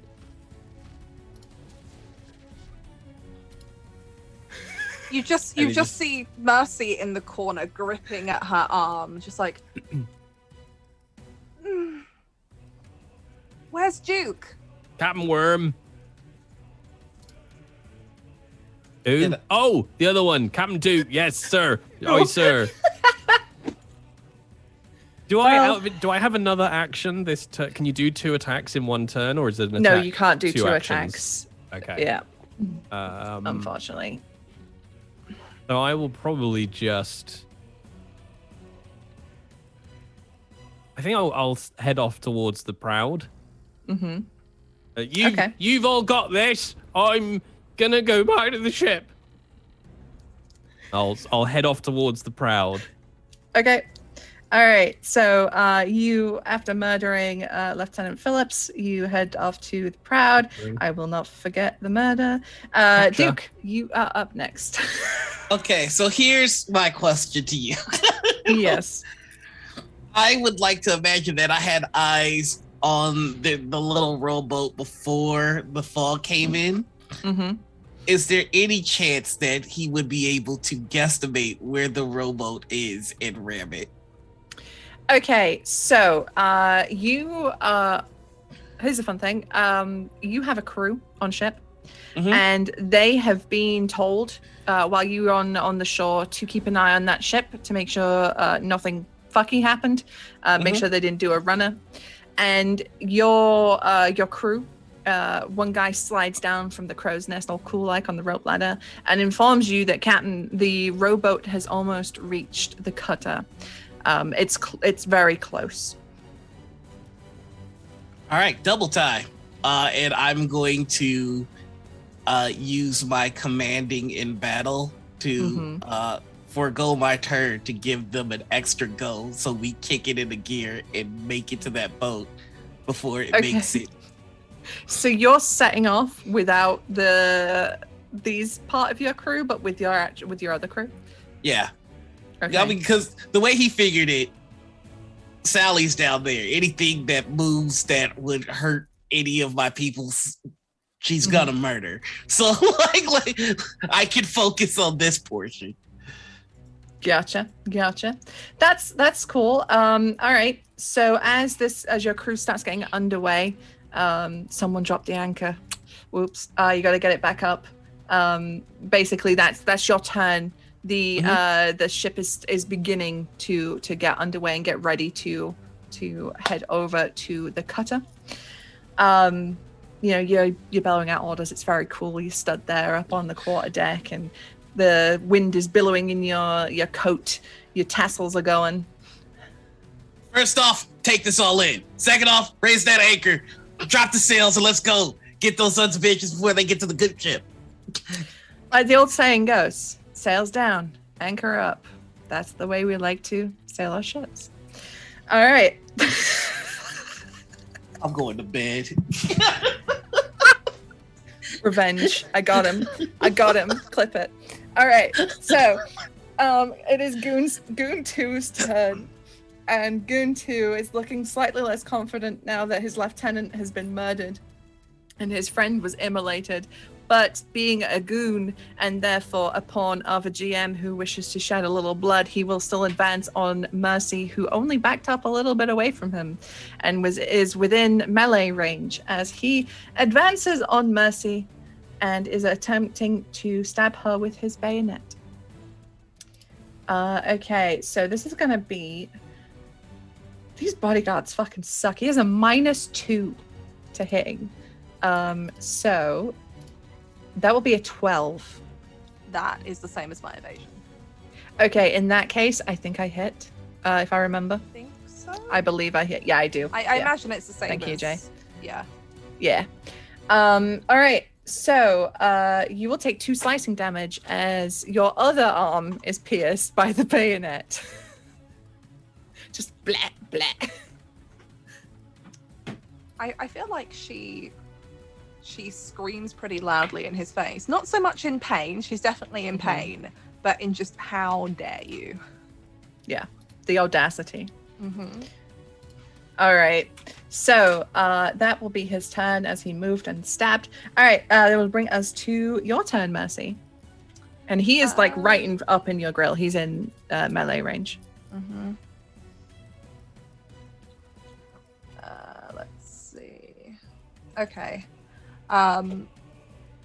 Mercy reaches in, like I imagine that she pulls, like as he's pulling the bayonet, she almost throws it back towards him, and she dives into her belt, where she keeps tucked away in one of her many little pouches a pocket pistol.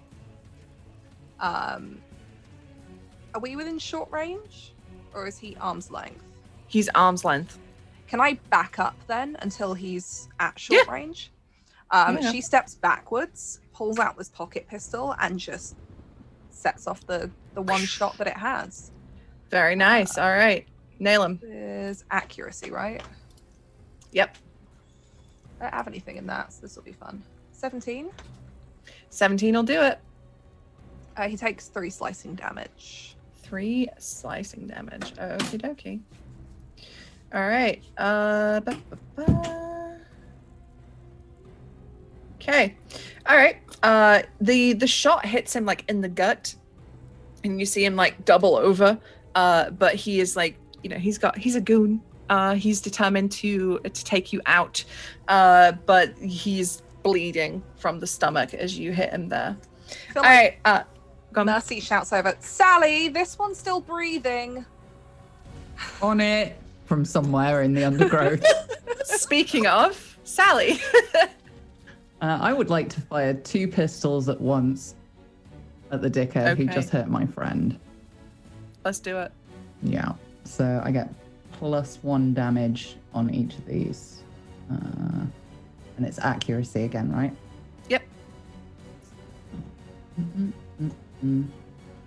Yep. So 10, 2 of those. Or do you want me to fire each one of them separately? 10 will not do it, unfortunately. His evasion is too high. You fire these shots, but for the first time in however long, they don't connect, and the thing you point at doesn't die. I am instantly in love with this man.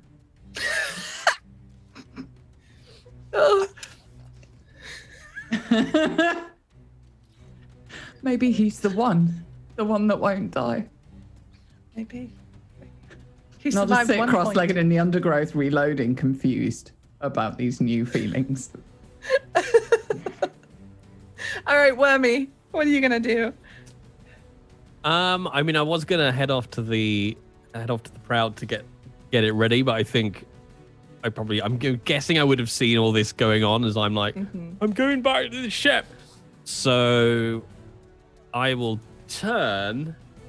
If we would say I'm still in medium range, I haven't run that far yet. Yeah, sure. And I will throw a grenade. A grenado? Okay. A grenado at number 2. Okay.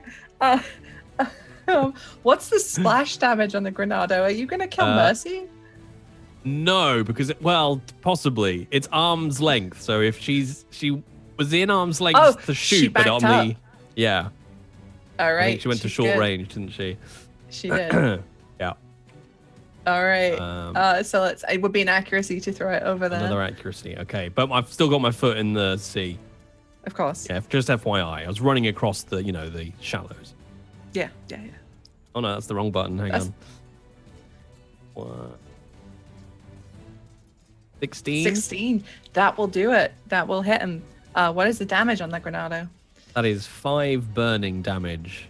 5 burning damage. Much like his compatriot, this grenado, you hear that explosion, and Mercy, you instinctively duck for cover as sand and bits of man rain down on you as this guy explodes in a fiery inferno in front of you, which is not exactly what grenados do, but for the juicy and the fun and covering V in blood and guts because she broke my heart the other day is just turnabout's fair play. So there you go.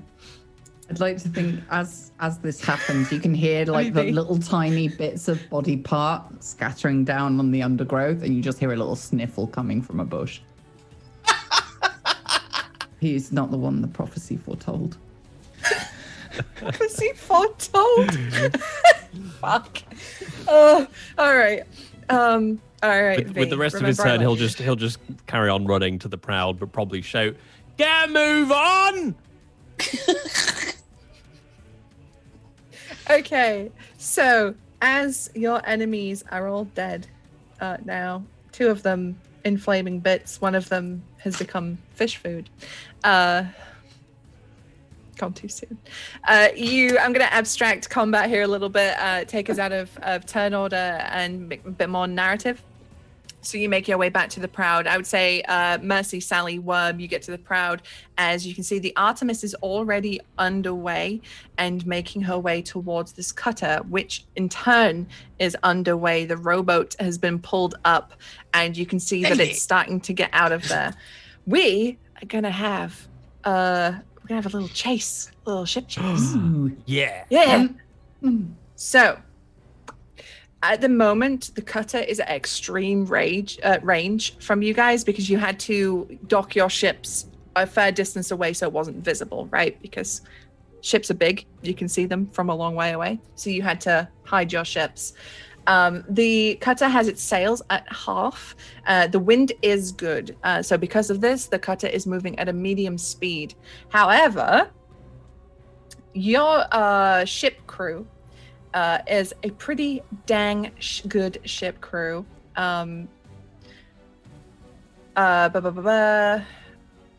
You currently have less sail as you are, just starting to get underway. So it is pulling away, but it's not out of range completely. You will be able to, if you manage to get your sails down and in position, get a lead on him. So you have a ship crew because of the veterancy of the crew of the Artemis of 11. You have an initiative. The cutter has a ship crew initiative of 9. So in the chase, you guys will go first, as your crew are more experienced and probably more familiar with the area. So you're more familiar with the waters, you know about where to avoid, where the sandbanks are, and you have, experience with weird shifting winds and other things on this ship. So you are going first. What is your order, Captain? So, how close is the Artemis to the cutter? Or were we both at extreme distance? I'd say you're both at extreme, just to make this a little simpler, rather than having to keep track of 3 different ships and gotcha. a gajillion. I want to get close enough to board. Okay, so you need to then Wind is good. You would need to get your sails at full, probably, to catch up, because the wind is good. You're not being held back by horrible crosswinds or anything. So I would say probably for this first turn, you're just getting the ship up as quick as you can. So get those sails down, get them in position, get that full speed ahead. Okay. Then yeah, he's giving the order to get the sails up as fast as possible, and he's just going to go towards the rope that he's going to swing onto the cutter with while Drakey gets fast. So let me just read this real quick. So to do this, to get your sails down and get moving, we either need one of you at the wheel or one of you to assist someone at the wheel. It would be a seafaring check. So who would you be taking the wheel yourself, Captain? Yeah, I'll take the wheel. I got it. Okay, so that's your seafaring skill, and 46. Let's get weird. I think is that our crew shout? As we Let's set up on any chase, Yep. let's get weird. Oh Lord, a 14, but I do believe I get to re-roll my seafaring checks because of my compass, if I'm not mistaken. Oh no, it just gives me a bonus. Never mind. So just a 14. Well, 14 is exactly what you needed. Oh yay! So you give out that order, and the. There's actually something like this. Oh, there is. Yeah. Sun vodka is not great. You good? Yeah, I'm fine. Let's just. All right, so the sails come down, the crew heave ropes in time on order. It's beautiful, it's coordinated, it's everything that you would want to see as the captain on your ship. And you get the sails in position, and with a burst of speed, the Artemis begins to pursue the Navy cutter. The Proud, what are you doing? I'm gonna assume we're not in any kind of cannon range at this point. No, not yet. No. Okay, in which case we'll be going full speed, not to board, but to be able to fire. Ooh, okay. Could I use my summon winds to push us forward? Because I have a spell that lets the ship move as if it has one level of wind faster than it is. Ooh, all right. Yeah, let's go. And I just realized that I completely forgot that I have skills that mean I can add things to things for spell rolls. So I have to hit an 8, but I have a +2, and I have a reroll as well. So I'm only going to roll 2 dice. Okay. And then that's with a plus. Hold on, I'm confused. Yeah, 2. I just realized I have to do it this way. Yeah, you good. Roll. I'm trying to remember how to type it in here now. Roll 2d6. It only hit 6. That doesn't hit. However, I do have a reroll that I can use. Go for it. So if I reroll that 1, a 5, 6, 7, 8, 9. So I'll be a 10 in total. Okay. Yeah. So that will hit. So it just says you have your ship move as if it has one level of wind faster than it is. This lasts for 20 minutes or until you choose to end it. Sweet. Okay. So, Duke, as you're on the Artemis, you get that burst of speed, you get that wind in your sails. You see the Proud like coming up very fast behind you, faster than you know is possible for that ship, unless there was an extremely strong gust of wind. I'd like to imagine that he's seen Mercy do this before, and he's just gonna go, God, I love my crew. They're just so amazing. They just always surprise me. It's a warm feeling in my heart.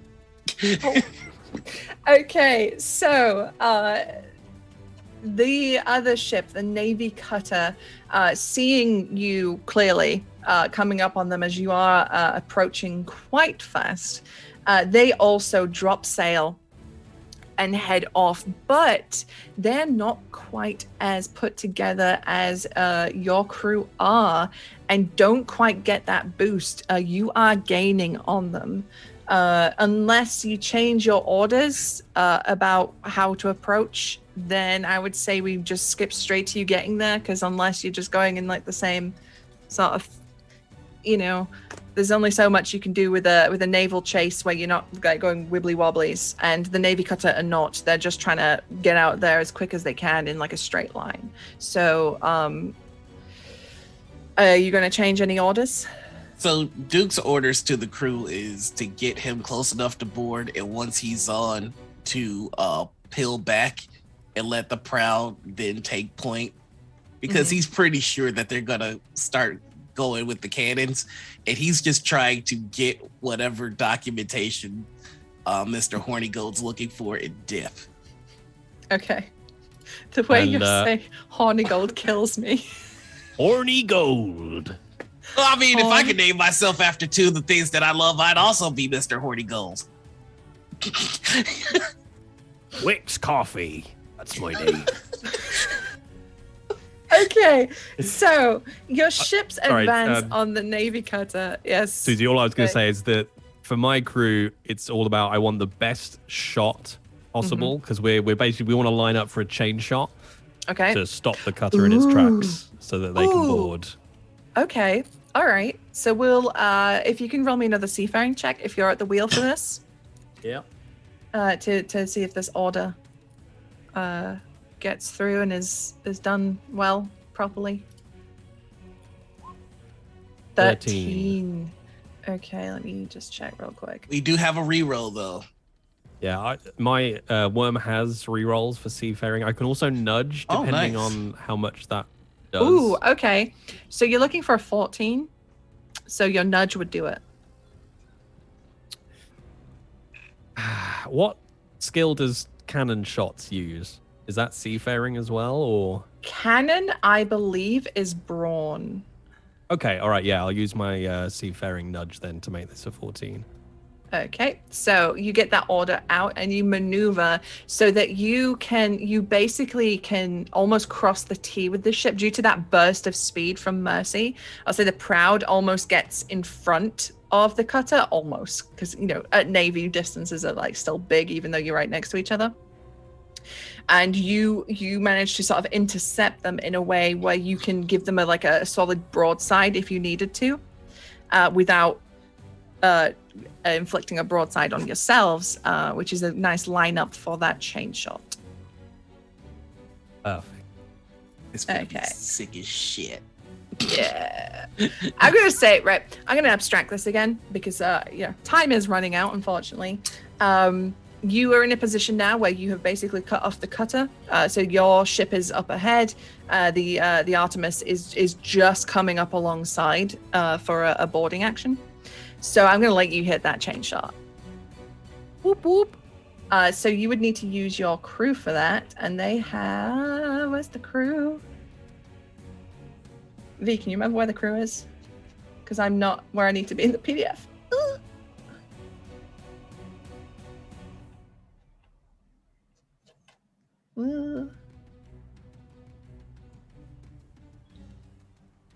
Oh, tell you what, it's cooler. Wormy, get on the cannons. Do it yourself. I was going to say thank God, because he's basically born for this shot. All right, let's go. Let's do it. So Wormy, for his chain shot, he gets to ignore the -5 modifier to hit the sails. Mm-hmm. And he is also a born powder monkey, so I get to do a nudge and add 2 to my roll. Oh, he was born for this. He's dumb, but he can hit a truck. And he could hit the broadside of a barn. I could hit the broadside of a barn. And this is brawn. Uh-huh. Cool, because he also has a +3 in that. All he's built for, apparently. 20.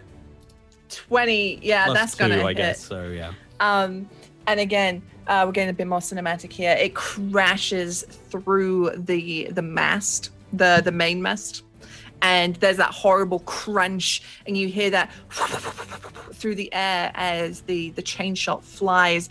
The crunch, splinters of wood go flying. You hear someone on deck that got hit by a big splinter of mast. They fly overboard like it's a Disney show, and then the mast starts falling down, and the ship loses a bunch of momentum. Thank you, V. So the ship is fuckoed, in other words. She ain't going anywhere fast. So, Duke, you're on the other side. You hear that of the chain shot. You hear that crash. You see that mast begin to fall as the Artemis comes up alongside of the Navy cutter.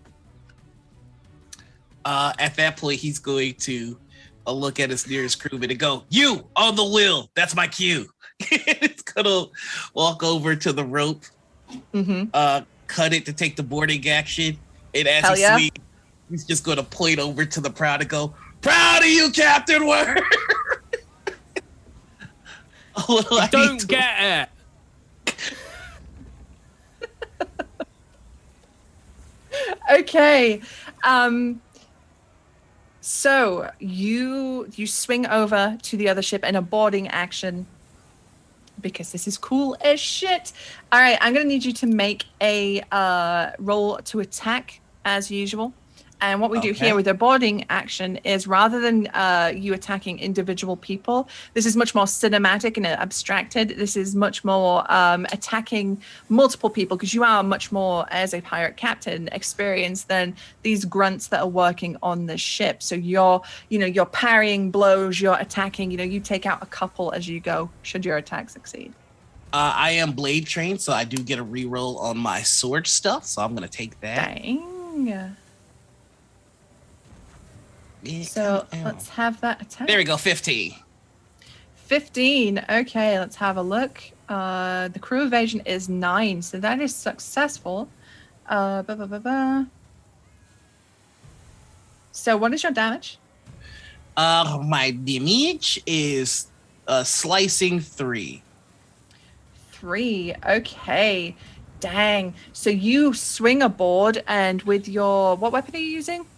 I'm using my cutlass. Oh, with your cutlass. So as you swing a board, you lop off the head of one guy as you swing. You use the momentum of that rope. You land, and a couple of sailors come in at you with really easy to defend attacks, like they're goons in a movie, and they come with big, heavy overhands, and you just cut through them as you do. You manage to take about 3 or 4 guys in this one action as you swing on the ship. And the rest of your crew start following behind you for this boarding action. All right. Meanwhile, on the Proud. Oh, sorry. Sally hasn't gone. Holy crap. Sally, what are you doing? I am so sorry, Millie. So I'm going to follow him. Mm-hmm. Can I see the guy with the medallion, the amulet thing? You do, in fact, spot him. He is up at the ship's wheel, and he is desperately barking out orders to try and repel the boarders, as well as trying to get the ship moving, get you unmoored from the boarding ship. As the other crew is starting to throw down gangplanks now to make it onto the Navy cutter. And so this guy is barking out orders, he's not fighting, but he's at the wheel, and he's desperately trying to get some order here in this chaos. How far away is he, range-wise? He's at the back of the ship. He would be, I would say, probably long range, because ships are long. So can I do oh no, I can't do that. So boarding on rope, like the captain did, does that count as a movement? Does that count as an action? So that's a boarding action. So in ship combat, you have specific actions like that. That's a boarding action.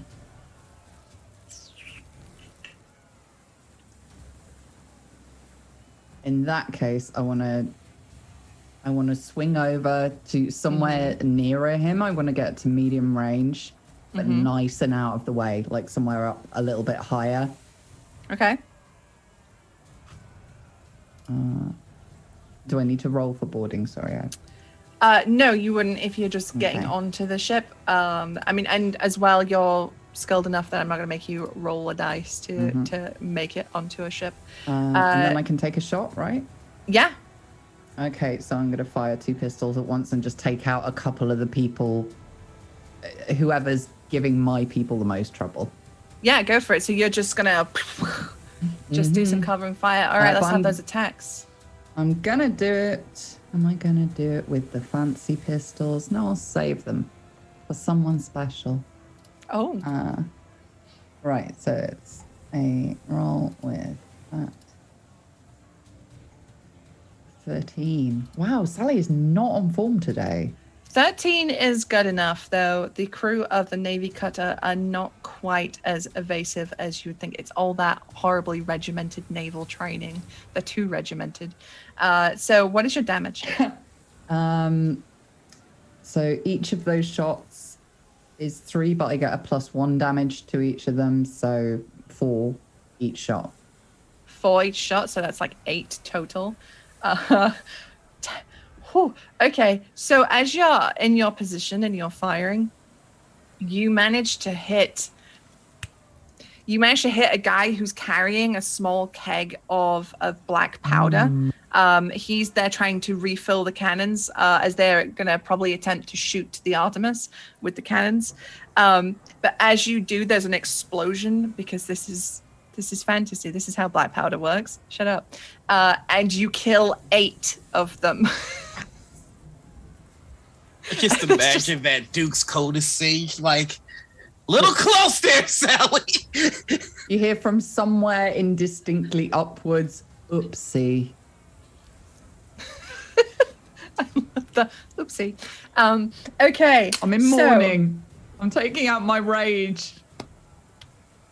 He wasn't the one. Don't worry. He wasn't the one. All right. So this, the crew of the Navy cutter are starting to look a little shaken. And you get the feeling that if any more of them die, they might have to have a courage test lest they surrender. Wink. But Mercy, what are you up to? Back on the Proud. I imagine that the Proud is probably getting pretty close to being able to board alongside the other side of the cutter, right? Yeah. So I think Mercy's big thing is she is still bleeding. And has been this time, because I imagine like getting on the ship, it's just a mess of everyone trying to get sails down. And I think she makes her way along towards the railings, like ready to start helping throw ropes, put gangplanks down to board as well. But I think that this is the time that she probably wants to heal herself, because she's been shot and stabbed, one in each arm. Yeah.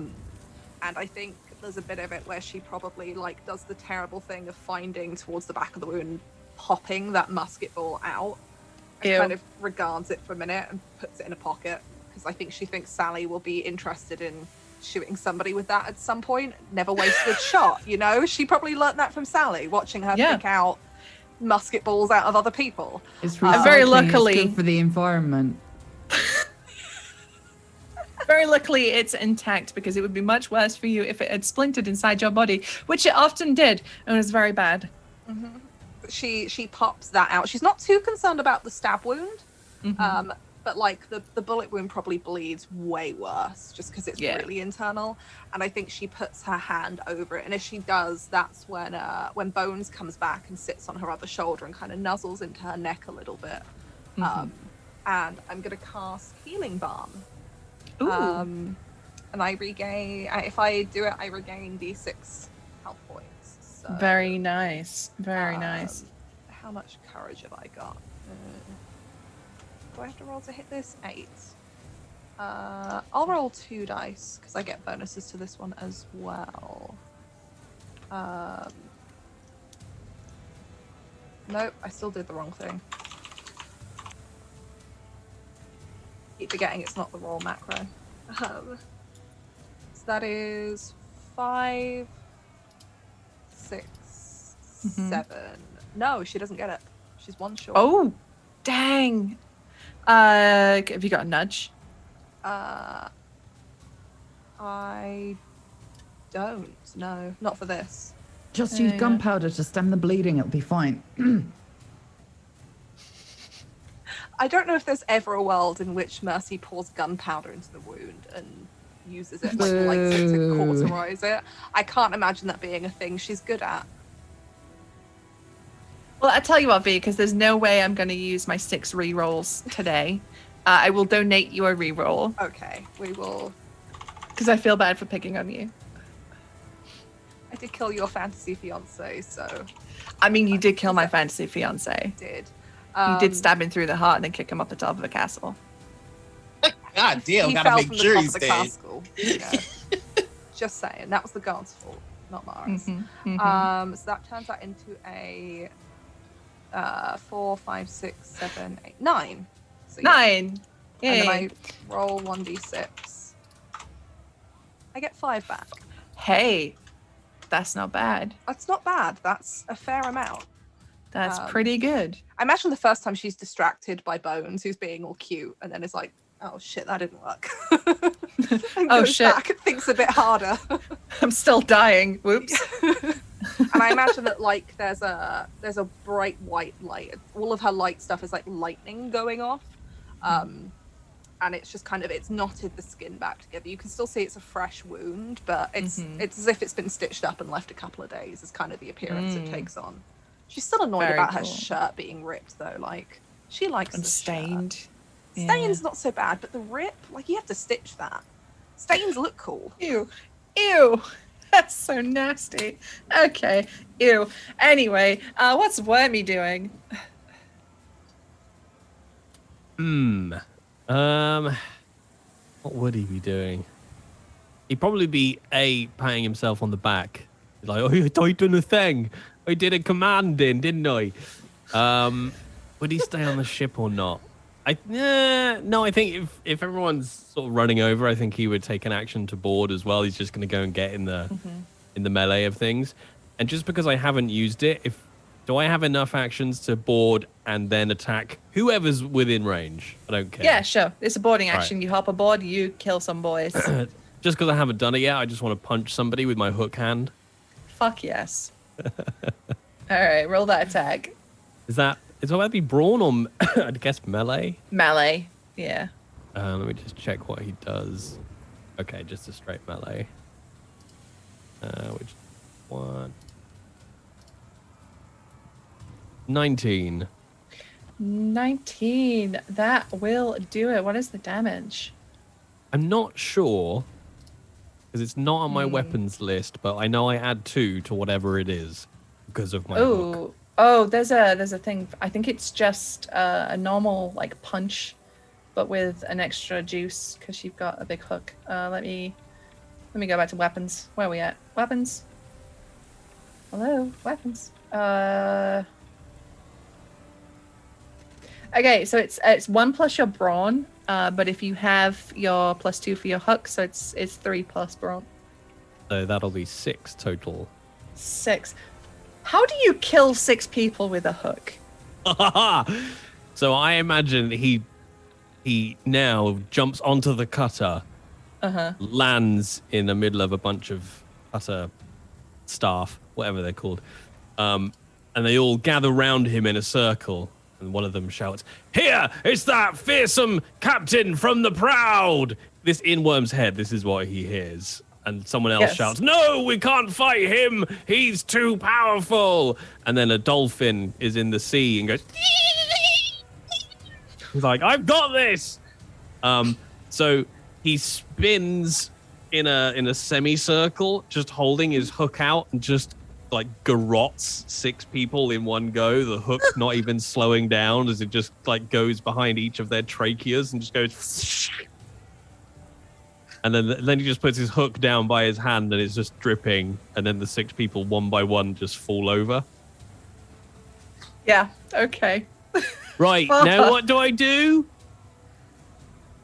Just looks around and sees what's going on. Okay. So over half the crew of the Navy cutter are dead, which means in terms of a boarding such as this one, they must pass a courage test. Otherwise, they will surrender.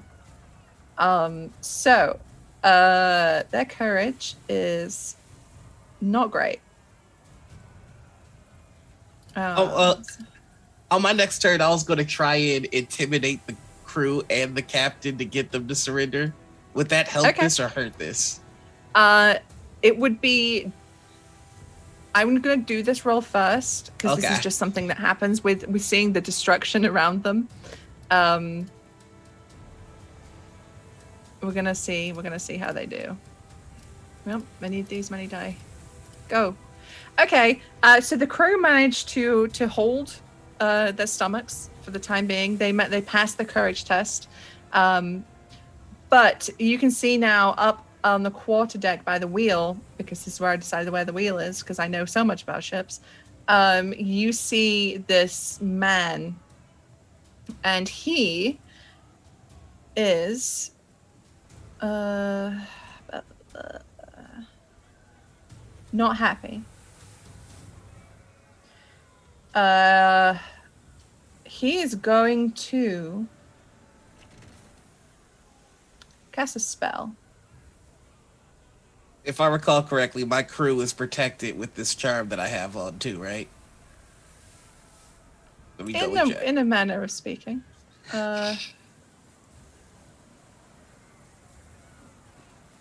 Ooh, okay. Here's what he's going to do. He sees Captain Wormy and his fearsome display, and he reaches out with one hand. He keeps one hand on the wheel, but reaches out, and you hear him say things under his breath. You can't quite make out what he's saying. He's saying it very quietly, and you can only hear like little bits of. You just hear people's wet mouths going when they're talking. Yeah. That's fucking gross. I hate it. He does that, and he is going to attempt to get you, Wormy. You have to roll me a courage save. Aww. What is a courage save? So Or that how would do be your courage. Roll me. What is a courage save? What did I wrote thought you notes have to about it. roll Go on. above what your courage is. I thought that's what that was. You need to, James, help me really quick. I lost it. Harness. Thank you, James. Roll me a harness test. So that's just the normal 4d6 plus harness, yeah. Yes. Just checking. I don't think. No, I don't have any special bullshit for this. 16. 16. It is not enough. You needed to hit an 18. So you find yourself completely terrified of this man. He is something unbearable for you. You can't will yourself to move any closer to him. You see, as you look into his eyes, just a mass of terrible things, like bone-shaking horrors to Wormy, and you also take 2 courage damage. So reduce your courage by 2. Quick question: Does dropping the modifier to cast drop that from an 18 to a 16 by chance? No, this is it's Curses. like a save rather than a target. Gotcha. Yeah, he's not I was trying to help actively you out, buddy. rolling the. He looks like I sushi. can't hear you. I'm too scared. My Okay, back so pocket is extra damp. ew. Okay, so now he has entered the fray. What I'm going to do is get everyone's initiatives again, because this is the boss battle. 16. Oh yeah, I've got them written here. Never mind. I'm an idiot. I don't need them. Thanks. I'm now a shit scared. although- Give me the order, Susie. I'll write it out in our chat. Yeah, it's going to be Sally. I need Duke and Wormy to roll off.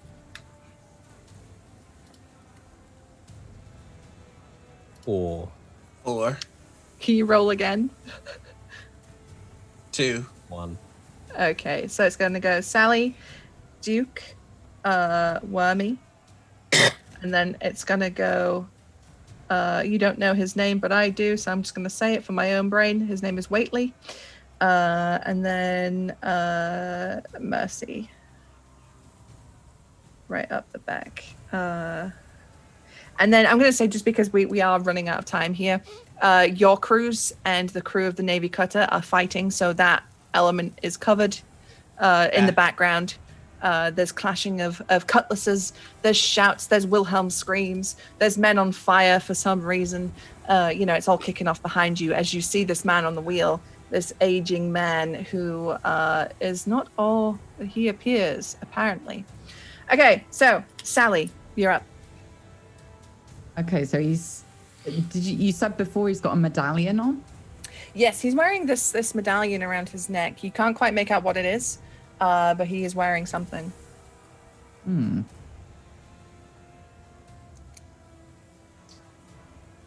And when he's casting these spells, he's just talking, is he? Mm-hmm. Out loud? Yes. It's very quietly under his breath, but he's chanting something as he casts these spells. Okay, I would like to take an assassin shot at his esophagus. Oh, okay. Sure. With the fancy pistols. I don't know if they get additional damage or not. It would be 4 slicing damage from a fine pistol. Okie dokie. So I get a +5 on that, which is +8, which I can't do on this. Oh, it cannot. A plus can't ever go above shit, what is it? Dang it. There is a limit to a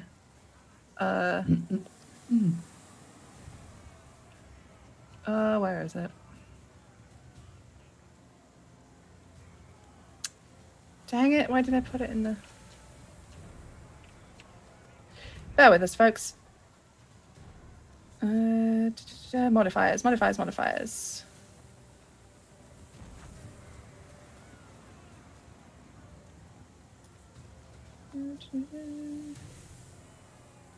I think my brain says a 5. I could be wrong. I don't think there is an upper limit, Susie, because James clarified the whole spell thing that I had earlier, which was you roll to cast and then you roll to attack, and that's got a +10 modifier to the attack. Gotcha. All right. I guess I just made that up. So if I roll with the 5 and then roll my additional 3 is separate, or is it just? Oh no, you just add it, right? Yeah, you just add it. Yeah. Okay, so it's +3 to whatever this is. 26. 26. Yep, that's gonna do it. That will do it. That will hit him. So what is that damage? So that's never more than 10. Thank you, James. 4 damage, but I also get 2d6.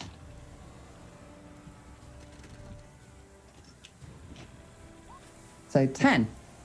10. Okay.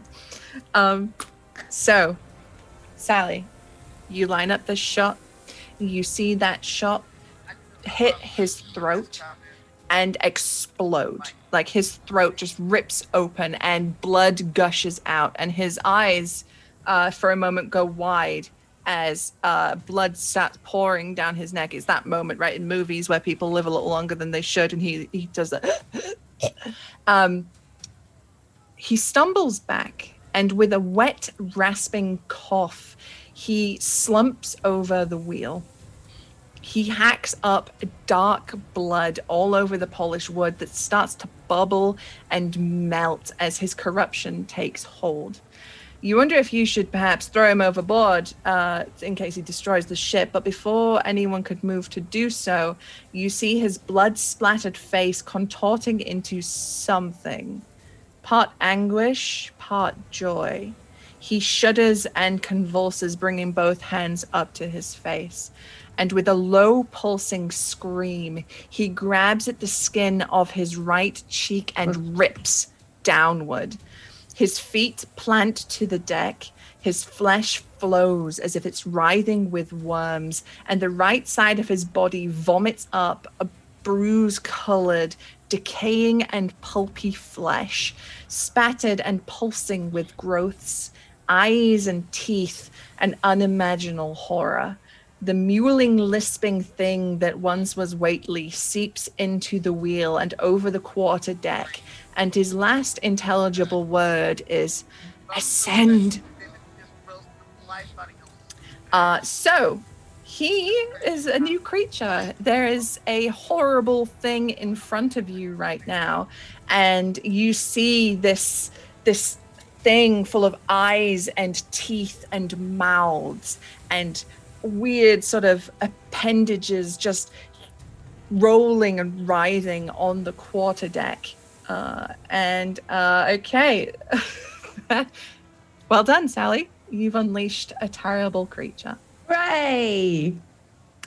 Maybe he's the one.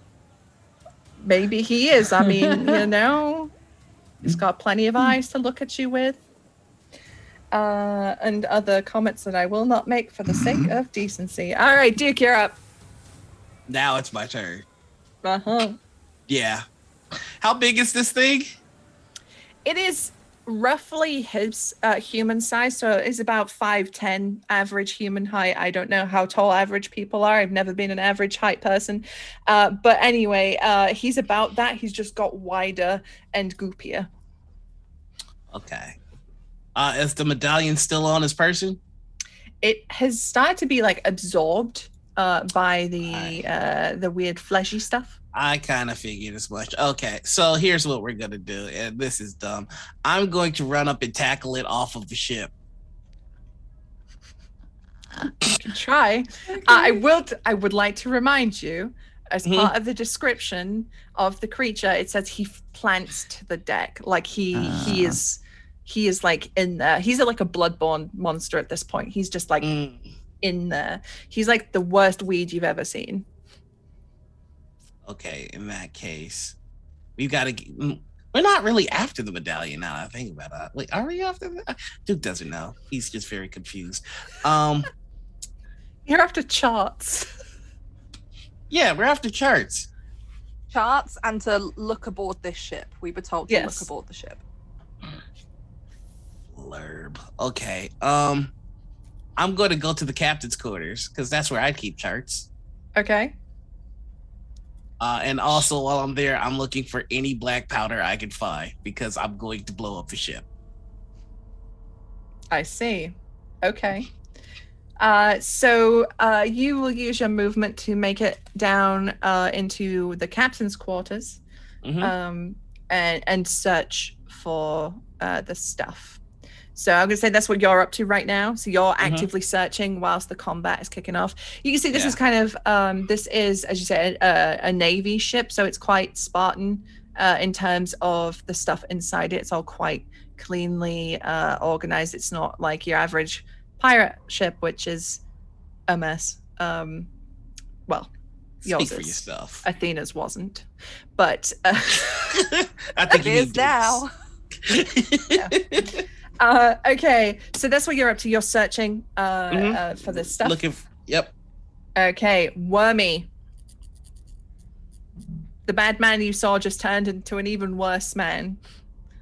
Is there any like effect from me being under whatever it was he cast, or was it just the loss of courage? You were unable to move closer to him. So on your next turn, which would be this one, so you can't move any closer to him right now. You've already lost the 2 courage, so that's fine. It doesn't state here that it's recurring, so you're not going to keep losing courage until you die. Okay, but you're just kind of frozen in place right now. So you could throw something at him or shoot him if you had anything. Is he in medium range? Yeah, let's go with He's the final boss. So it doesn't have a number next to it, so we might have to just retcon and assume that I still have my harpoon. I assume it's something I go and collect and then keep with me. There'll be one on the Artemis, right? Oh, the Proud. Oh yeah, so I just you just pick one up. I grab a harpoon, and I throw a harpoon at whatever this gibbering mess of viscera is. Very nice. All right. Was that accuracy, wasn't it? It would be accuracy because you're throwing. Yeah. I rolled 1, 11. Okay, that will do it. Oh, yay! In which he's not very case, evasive, turns out. That will be 4 vicious damage. Ooh, 4. Okay. Let me put it here.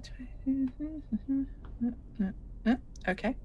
So anyone who's looking at Waitley now can see this harpoon just fly out and strike him, and because it's cool, it's going to go into one of the eyes, and the creature shrieks, and like this inky, dark, gross, foul blood just pours out of this eye, and the harpoon's still sticking in him because that looks rad. It's really gross and bad. There you go. Okay. Is there anywhere else you'd like to move to? You can't move closer to him, but you could like move parallel. Can I? No, cannons don't work like that. Or do they?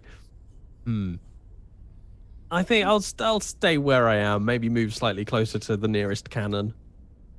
Okay. What, the cannon on the cutter?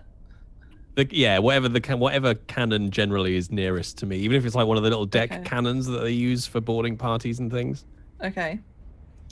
All right, let me just check to see what the cutter's got real quick. I think it's 4-pounders. Yeah, little 4-pounders. Four I say pounder. little. 4 pound is still significant. But You still. wouldn't want to take it to the face. No. That is, funnily enough, that's almost instant death. All right.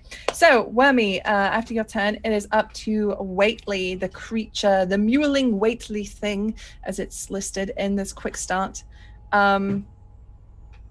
Okay.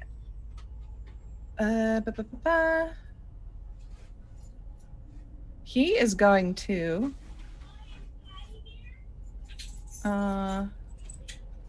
okay.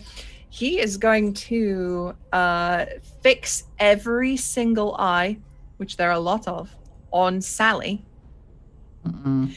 And in your head, Sally, you hear a voice beckoning you closer. And every single eye on this thing is looking at you, beckoning you closer. I need you to make me a harness characteristics check. Okie dokie.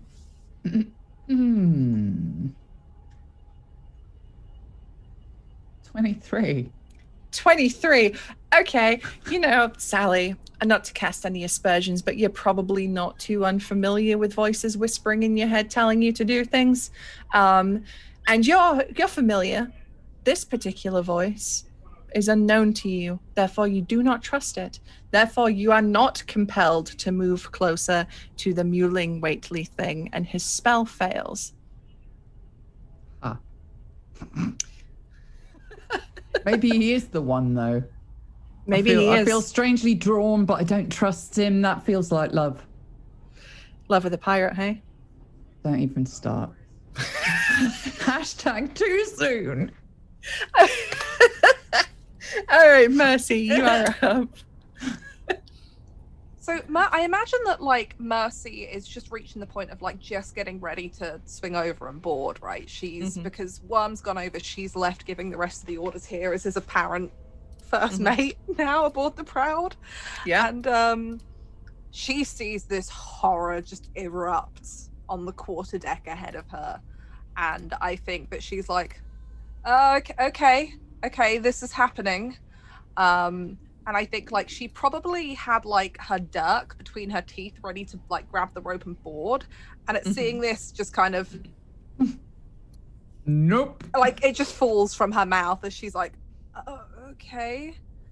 And I think that she probably wraps her hand around one of the ropes and like twists it round so it's a nice strong grip. And will kick off from the railing and go across, and she's going to bring down another one of those sharpened lights, which in my head looks like lightning. Like I'm here for it. For a second, that's what I'm going for. Yeah, and I imagine she swings across, and if she can land on the side of the deck that Worm is trying to get to one of these cannons at, that's where she'll go because she's seen him be like, she'll head there. But as she's swinging across the deck, she's going to try and bring that down. Nice. So James has clarified how the spell works for me now, so I understand it. Okay. So I need to spend courage first to see if I cast it, and I'll roll 4 dice for this. So I can use the little macro, and I get a plus 2 modifier, which I completely forgot about until like the last roll I made. So it's 18. That definitely casts it. So then I make an attack, like a ranged attack, with a plus 10 modifier. Gotcha. And that uses accuracy. And if it's arranged? I assume. I don't know because it's magic, but I would assume it would be accuracy. Well, if you got a plus 10 modifier anyway, that's the max you can get, so it doesn't really matter what skill you're using, unless you've got nudges. I'll do it without the modifier because this doesn't go up to 10. And then add it on. So that's going to be 22. With a plus 22. 10. Okay, yeah, that's not his evasion, so you will hit. What is the damage on this? 8 burning damage. 8 burning damage. Okay. And hopefully Mercy lands on the deck somewhere near Worm. Yeah, like I don't think she's down. Yeah, I think she lands beside him, maybe. Okay, so you cast this spell, you focus your energy, this blinding streak of lightning hits him, and you smell that in the air, the incinerated flesh, that burning flesh, and you can see that bruised looking skin looks struck. It almost gets that Lichtenberg scar through it from where you hit with the spell, and you smell that singeing, that horrible, it sticks in your nostrils as Waitley screams, and it's a horrible, piercing scream. It's something other than a man's voice. Okay. Which will bring us back to the top of the round with Sally. I am going to pull out the second fine pistol, which I have preloaded with the silver shot. And I'm going to go for another assassin's shot. Ooh.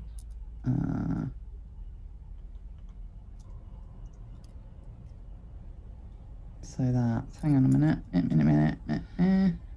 So I just add 3 to this. Help. My brain just went, nah, not doing maths now. It's 11:15. 21. 21. 21. All right. Yep, that'll do it. That beats his evasion. So what is the damage on that? Okay, so it's 4 base for the fancy pistol. And then I get...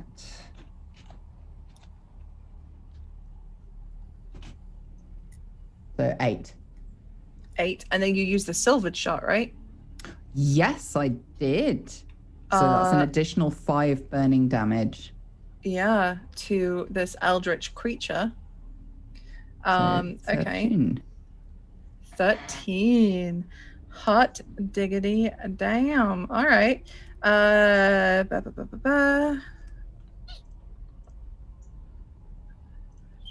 Okay. Oh, he's just hanging in there. He is just hanging in there.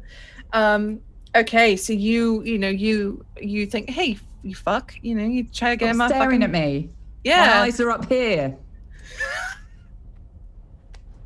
And yours are all here. Yeah, they're all over the place. It's weird, mate. And so the eyes are flicking wildly around, looking at everything, and you manage to shoot and pop the biggest one, which is right here, like on just below his pectoral. There's a huge eyeball, and you shoot it, and it explodes in like pus and viscera and other gross stuff that comes out of eyes. It's not that good. Gunk you get in the corner. There's a lot of gunk. Sorry, folks, this took a turn for the body horror. Should have given a warning. Cronenberg. We got Cronenberg. Duke, you're up. So you're searching through the cabin. Yep. Forgot what the word was. You easily find these charts. They're kind of just semi-tucked away. Nice. Not out of, they're not like super hidden, but they're just kind of put in a neat place. And you pull them out and you look through them, and these seem to be the charts that you were looking for. Cool. So you can easily pocket them should you wish to. All right. I am going to pocket them. I'm going to run out to where I boarded. And I would like to pick up one of the heads that I removed from shoulders, and I would like to yell to everybody fighting, we can either give you a ride or we can spend some more time giving you a lift, and then I lift the head up. This is my way of trying to intimidate them to stop fighting us, get on our ship so we can light this shit to hell. And okay, that's good. All right, let's have a savvy check to see how well received it is.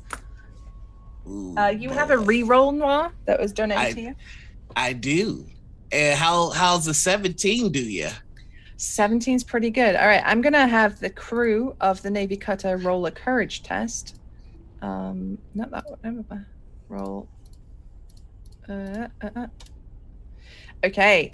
So with your intimidate, the crew of the Navy cutter, the ones that are left, having mostly been killed by the crew of the Artemis and the Proud, throw down their weapons, and they put their hands behind their heads and surrender. Don't put your hands on your head, you morons. Let's go. He's going to try and get to the Artemis. I mean, to be fair to them, they saw 6 of their crewmen killed by a man with a hook. I mean, true. We've been wilding out, I have to say. Y'all been doing some shit on this ship, is all I'm saying. That is me. Okay, so did you want to oversee the evacuation of the crews and those are surrendering? Okay.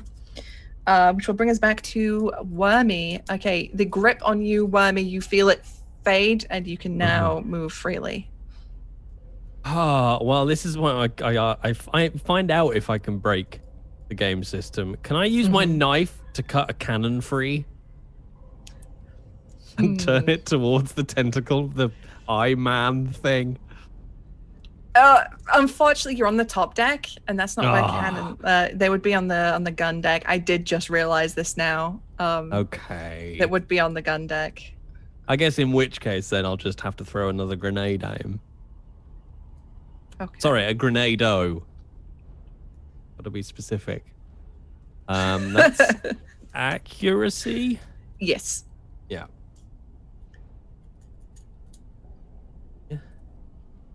13. 13, that will hit him. Awesome. So that's 5 burning damage. 5 burning damage. Okay. All right. All right, he's on his way out, but much like any belligerent ass final boss in a fucking game, he's got one parting blow as he does. He is going to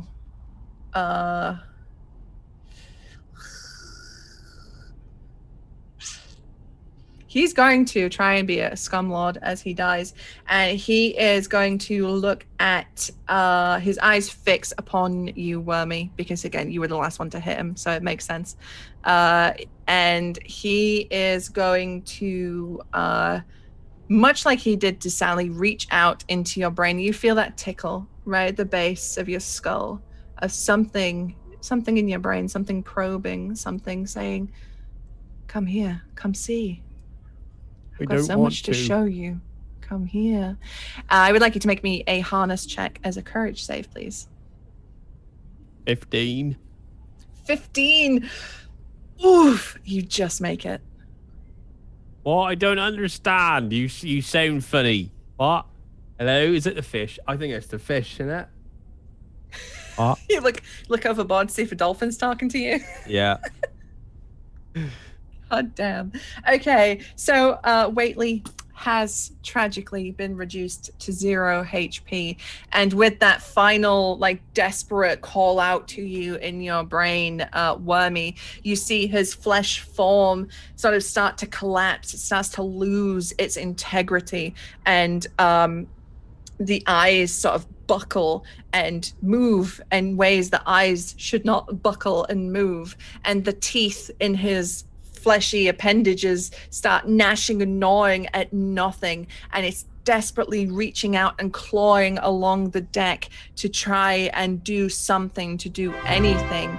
But his human half that remains goes from this look of pained ecstasy to just pure terror as he can feel the life force draining from himself, and he reaches out, desperately clawing, trying to move, but he can't because he's literally rooted to the planks of this ship before he collapses, and his breathing is shuddered and painful and rasping as he takes his last couple of breaths. Yay. And everything is quiet. Oh.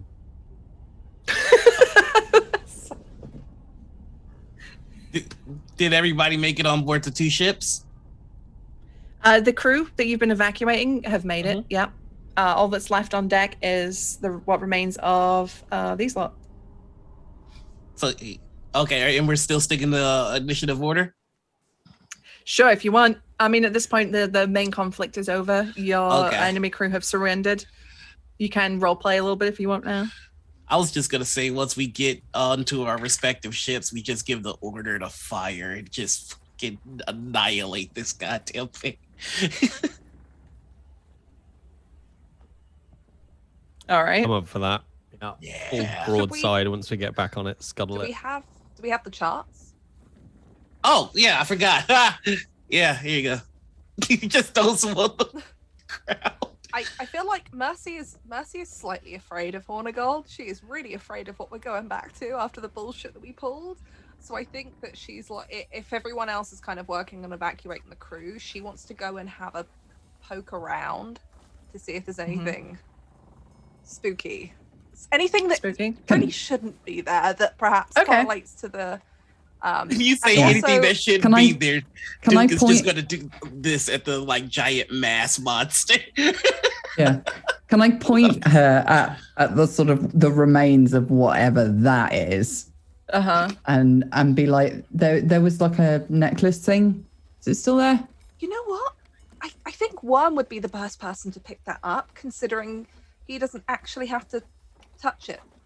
What? You know? I thought we could just use like a napkin or something, but yeah, let's. Yeah, but like it'll wash off use his hook, right? Right. And this is what scratch Mercy his says head. as she gets as far away from that horrible.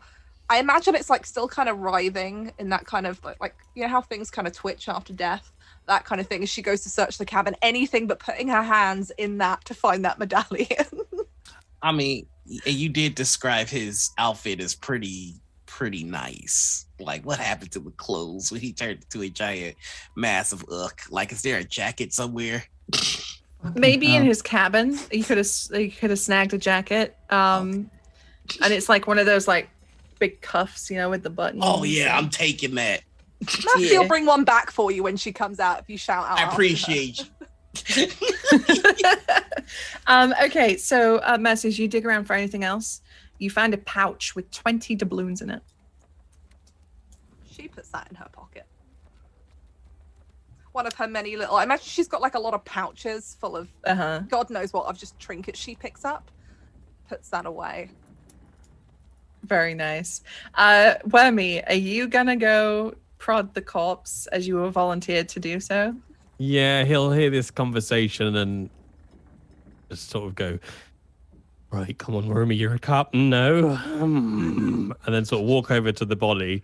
But he'll do that thing like a kid does with vegetables on their plate, and he'll just sort of really softly just sort of poke at the mess on the floor. And he's basically half sort of searching through it for the medallion and half just playing with his food until he finds either the medallion or anything else that's in this pile of junk. Okay, so imagine what it's like when hypothetically, not that I've ever done this, a jar of mayonnaise is dropped on the kitchen floor and it's just a big goopy stinky horrible mess that kind of is a bastard to mop up and is also full of glass and horrible things. That's basically what Waitley's corpse is like right now, except instead of glass it's like a waistcoat and breeches. And also, as you dig around in the mayonnaise remains of the flesh monster and you like scoop past a bit of teeth, you find the medallion he was wearing, but it appears to be cracked. So does it have a chain? It does indeed. So he will just like almost retreat to slightly arm's length and just like get the medallion on the end of his hook and then just hold it up. And is this Yeah, that looks it. Hang on. Sally will jump up a rope and just like get a knife out and just hack a bit off the sail and get back down, hold it out to him, and just kind of proper like wrap it up like a shit Christmas present. Okay, yeah. So the talisman is wrapped up, and much like was previously described, his blood is like semi-acidic.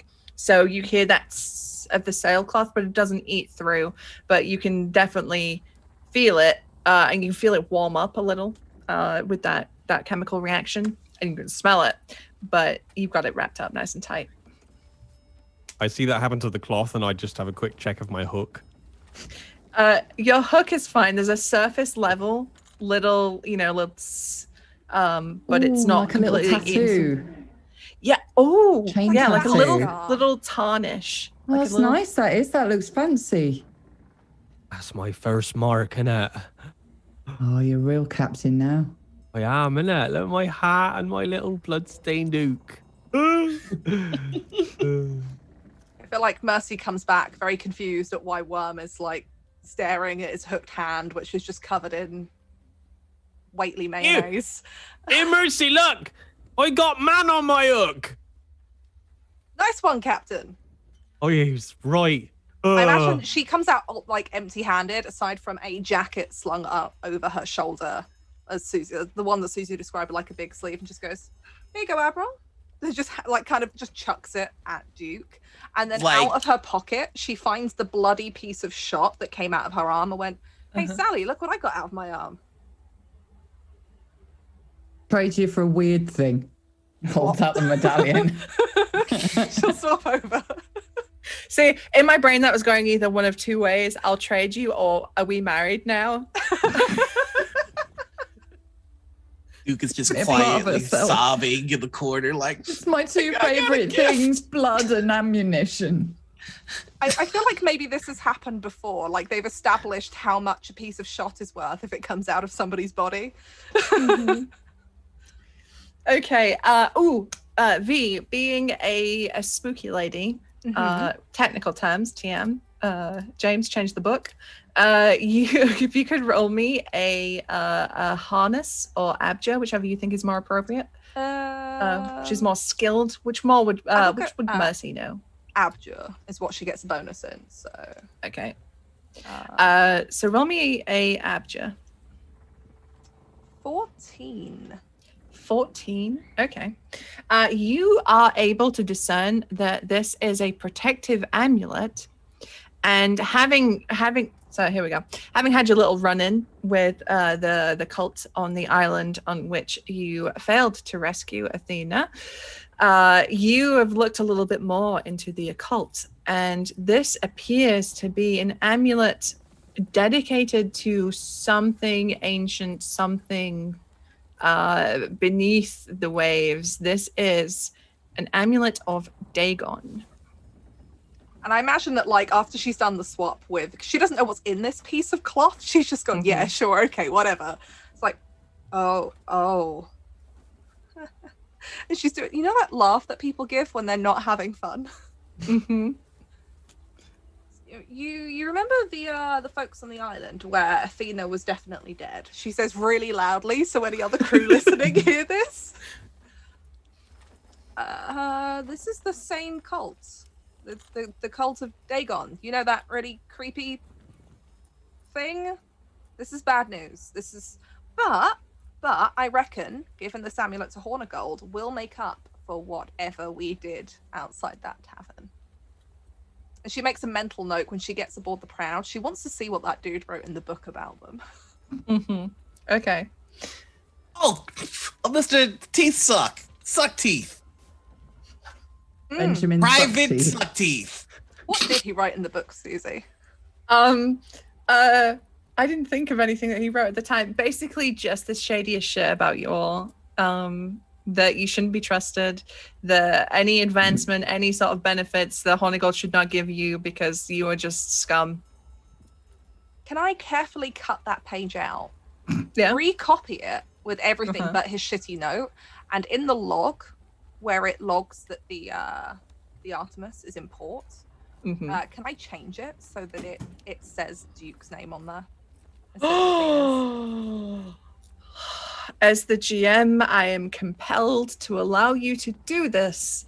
But as Susanna Grace, whose ship this is, Virginia, just wanted to remind you, this is my fucking take everything, okay? She killed your fiance, ensuring you can them off a roof and then stole your ship. And God damn. Fiancés and take ships, and you have a drink behind you, Susie. Thank you. This is getting personal. This is getting weirdly personal. I'm here to kill fiancés and take ships, and I'm all out of fiancés. No matter what game you play, no matter what system you're in. This is why I say Susie's my internet sister. You know, it's a good job there was about a fucking week between me getting engaged and married in real life, isn't there, Virginia? Jesus. Okay. All right. So you managed to forge that page in the notebook and hope that you did. Actually, let's go with a savvy test. Oh, hell yeah. Or maybe accuracy. if you're trying to like copy the Which one are you worse, Steve? Yeah, which is your worst skill, Virginia? Accuracy, but I'll go with that because worst comes to worst. Is Hornigold a rich NPC? Just out of interest. I mean, he's literally the leader of the powder crew, so yes. It's fine. If it all goes bad, I'll get a bonus to talking to rich people, and I'll just convince him that it's correct. Noticing a type here. You're gonna fucking gaslight Benjamin Hornigold? Is that Mercy, Mara? There's not that much difference in the names. 14. Well, he my gaslight crew. girl boss? Let's go. It's like 14. 14. Okay. So you spend the remainder of the voyage back. I'm just say that'll be what you'll be doing whilst you're sailing back, forging this page in this man's diary. But before we leave the scene, I think we're gonna have some fireworks. Oh yeah. Are you ready, Captain? I'm ready. He shouts that, but then looks down at his crew and like, that's all right. All right. Light this bitch up. All right, light this bitch up, Jay. Oh, fire! That's it. Keep. That's it. More. Nice. Don't hit the other one though. Yeah, don't That hit one. the proud. That we like them. Nice. It's like that scene at the end of Pirates of the Caribbean. Fuck. Except this one makes sense because they haven't got anyone on their cannons. Oh I have wow! feelings I didn't about that. I have feelings about that scene. Feelings about that scene aside, you light up the Navy cutter, and with the amulet being, I just saw chat, with the amulet being cracked, the protection of Dagon is no longer applied to the ship, and before long it starts to sink as you have blasted 90 bajillion holes in it, which is also a technical term. Do not at me. All right, so having said that, you make your way back to Nassau to hand in the charts to Hornigold, or not. It's up to you if you want to do so. I would advise it. Yeah, But- we'll head over to Hornigold if nobody else has a problem with that. Down. Okay. Mercy will conveniently, like, I imagine these dudes in the tavern somewhere will just conveniently leave the book somewhere nearby him. Mm-hmm. Okay. So, Duke, as you head towards the back with the sailcloth, as you were last time, you see a very soggy looking, pissed off pirate leave. And he looks you up and down. Oh, it's not going to be good for you. And then he laughs as You he should have leaves. changed your clothes. What kind of pirate stands around in wet clothes all day? Yeah, We've you've been got to gone be for careful. You're hours. gonna like lose toes and stuff. That's really nasty. Your feet go weird. That's how you Check your catch pockets for hypothermia. fish. I'm just gonna fucking move the curtain and walk in. I heard it's Okay. not gonna be good for me in here. What's up? What's up? Are you saying? Yeah. Okay. Oh God. Okay. So you open up the curtain without being let in, and Hornigold is sat there, and he has the pipe in his mouth. As you come in, you're like, "Hey, it's not going to be good for me. What's up?" Hornigold just like looks at you out of the side of his eyes. Sit down. I can do that. He takes a seat. Captain Duke, I understand that you've captured yourself a couple of prizes. You think yourself hot shit here in Nassau. But I have to remind you that Nassau is my town. And I command the respect here. Am I clear? Do you want these charts? Or And do you his want a hand, bottle of- his hand, like instinctively goes for that extremely sharp halberd, which is just sitting just off to the side. The charts. Yeah, I thought so. So, a few things, Captain. One, that soggy mess out there, if I may. I want his life ruined. Just if you could fire him or just inconvenience him a bit or something. Just do something to him. Please? That'd be nice. And two, yeah. Sorry, I have to consult it. Captain, maybe don't lead with that. Maybe give him the charts and the amulet first, and then, you know. How about I give him the charts and then we go with the amulet after? I'd like do the thing where I'm like, I seem confident because really I'm kind of nervous right now. Captain, I'm right. It's this wave he of doesn't bravado, look, like to the bank. Pleased. He looks really pissed. Look, I mean, you know when someone gets that vein in their head? He's got that vein. Right. Sorry, keep you waiting. And he puts the charts on the table. Mm-hmm. And he almost seems to disregard all of you as he immediately opens them and starts looking them over and looking over everything that you brought. And there's almost a sigh of relief from him as he peruses them and sees the plans that you'd found. And you hear him mutter quietly, "Good." Right. Not quite, Captain. I mean, no, this is the bit where we hit him with the bad news. The bad news? Like, yeah, this is where we ingratiate ourselves to him, Captain. Oh, this is the turnaround. Yeah. Okay, yeah. You know what? You lead this because I made a bad second impression. So yeah, go for it. And then I'll hammer it at the end.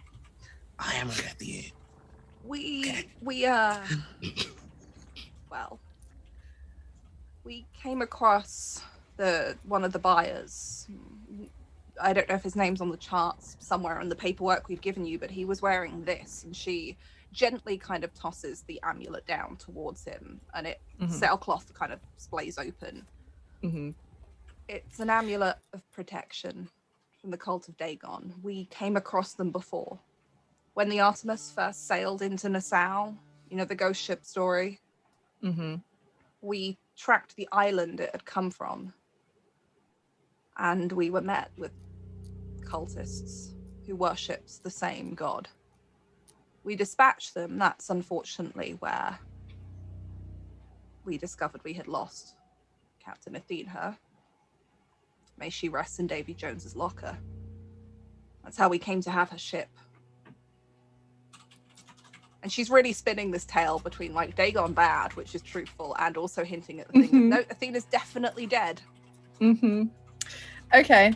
Hornigold, as he looks over the amulet, is clearly perturbed by what he's seeing.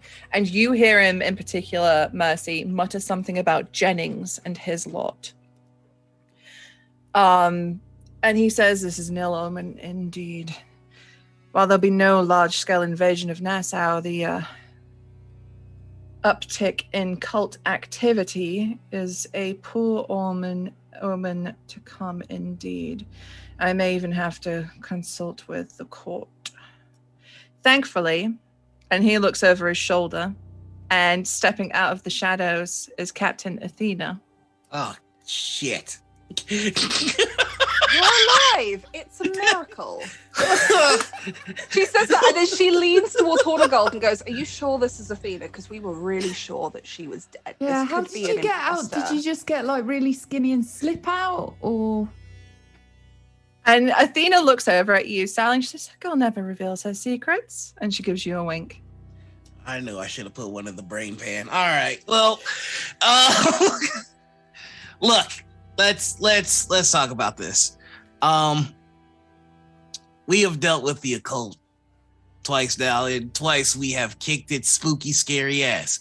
You asked us to get this done, and we got it done efficiently, no problems. You got your goddamn charts in, you got an amulet to boot with some information that you didn't have beforehand. So, way I figure it, we're good for business. You like what we do, and we like doing it. And we do it real good when we have two ships. So I don't intend on giving the Artemis back, and it's going to get real messy if you try and make me.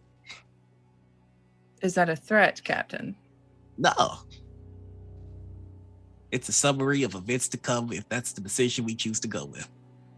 Are you full of mayonnaise? Because we're good at those. Really? I've got a pee and you're killing me here. Oh God. So we are really over time. So I think that where we should end it is Captain Duke just laying that out on the table, and then we pan out and we do not hear the rest of the argument, but maybe we'll find out what happened someday.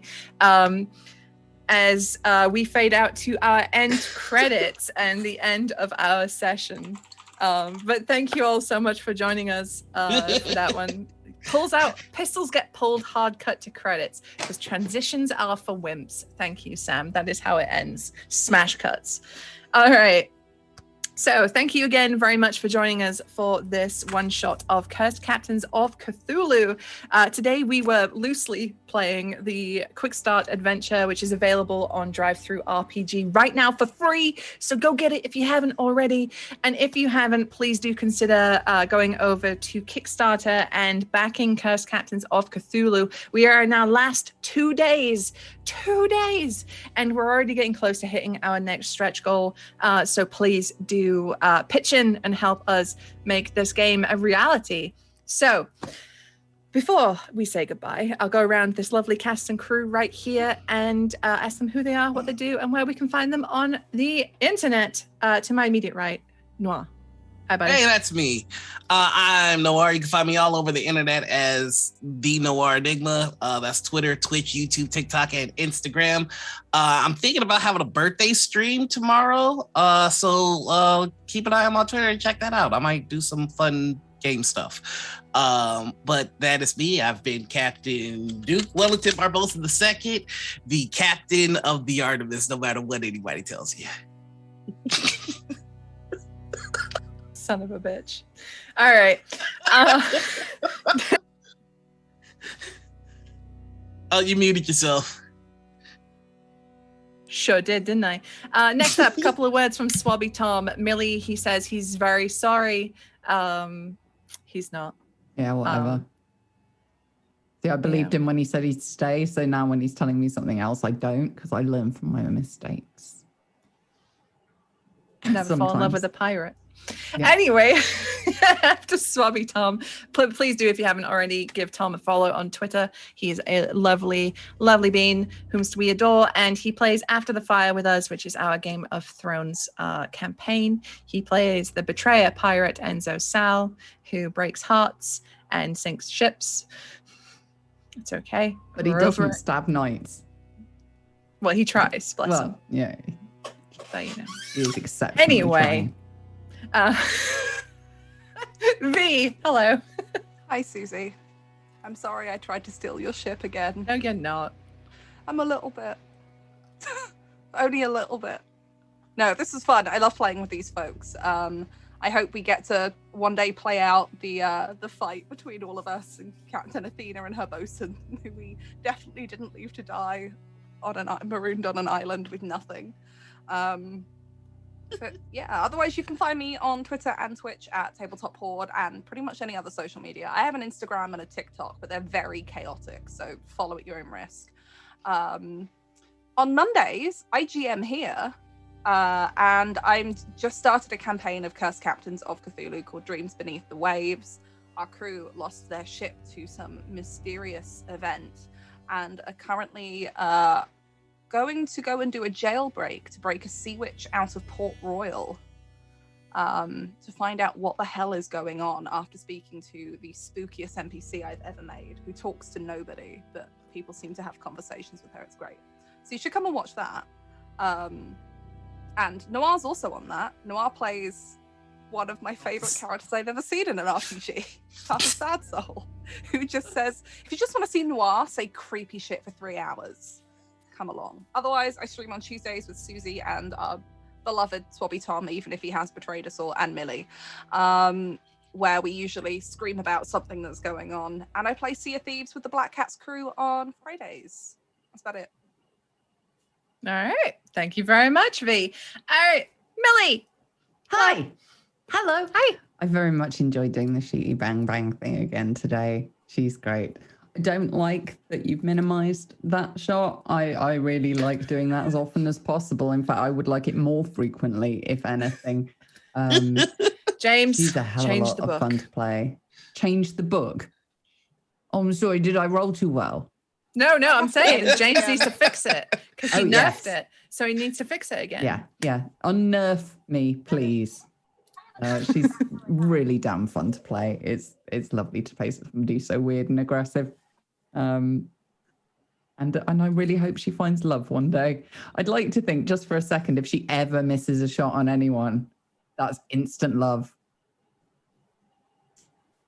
I think we all would know what that prophecy is.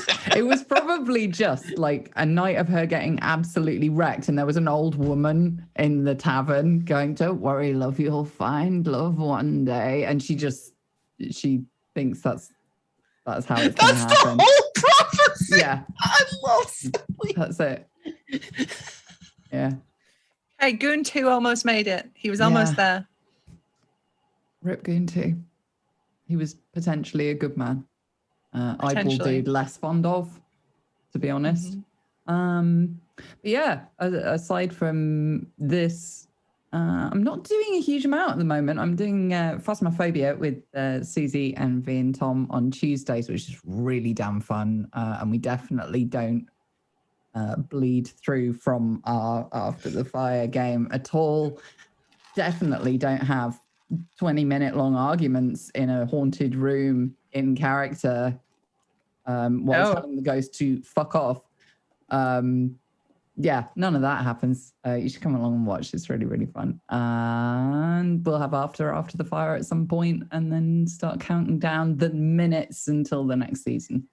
Because I want to play with these. Any time there is anything going on, we'll play with you guys, because it's crazy heaps of fun. No pressure, Sam. No pressure. 60 episode season 6. We're not letting you end it. All right, Jay. Hello. Hi, I'm Jay, and I was oddly proficient Captain Were My Going tonight.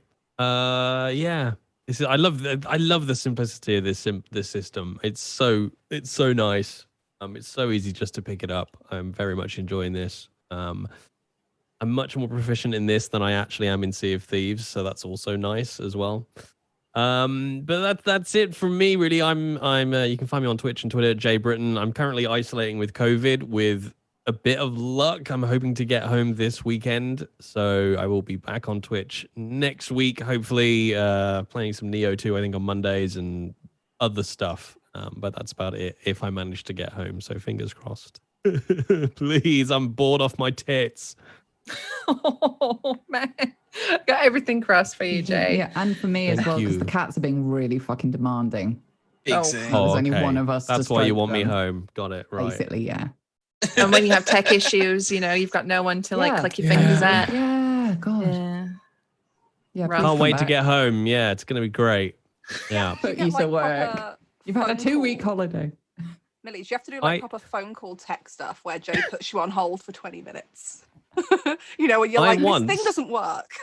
I once fixed one of Millie's streams while I was giving a talk at a conference in Minsk. That's the lengths to which it goes. Wow. Yeah. That's what you get for being proficient at things. And Well, I'm gonna stop being good in a proficient at anything. crisis. That's when you know it's real. Yeah, sure. Okay. We weren't even together then. Wait, weren't we? Oh, No, man. I don't think we were. Don't ever.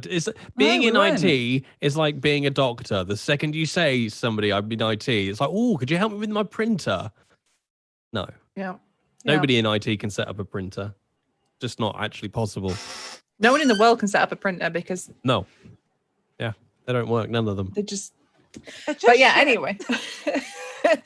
before we just descend into just us hanging out as we usually do, I am Susie, otherwise known as Susanna Grace. I am a variety streamer. I do everything from video games to art streams to tabletop RPGs.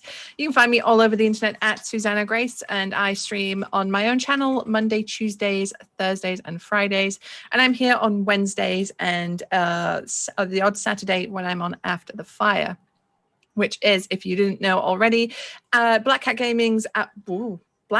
Gaming's A Song of Ice and Fire RPG campaign that we've been playing for the past couple of years, which is all available on our YouTube, which is Black Cat's Gaming on YouTube. You can also find the first episode of this one shot on that same very YouTube, as well as our Hex Crawl, which is the spy game campaign, which is the other game that we made, because I also work for Black Cat's Gaming.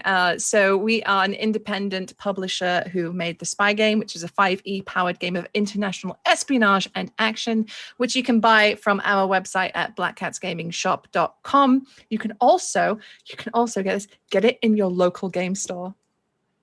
That's fucking rad. You can buy it in your local game shop. So if you see it there, send us a picture. Send me a picture, because I love to see it.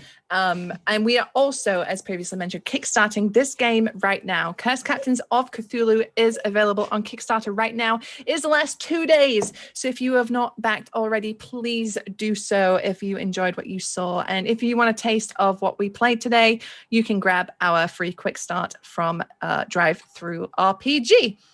Okay, that is it from us for tonight. We have a raid lined up, so we will see you over there. But everybody else, take care. We'll see you soon. Goodbye.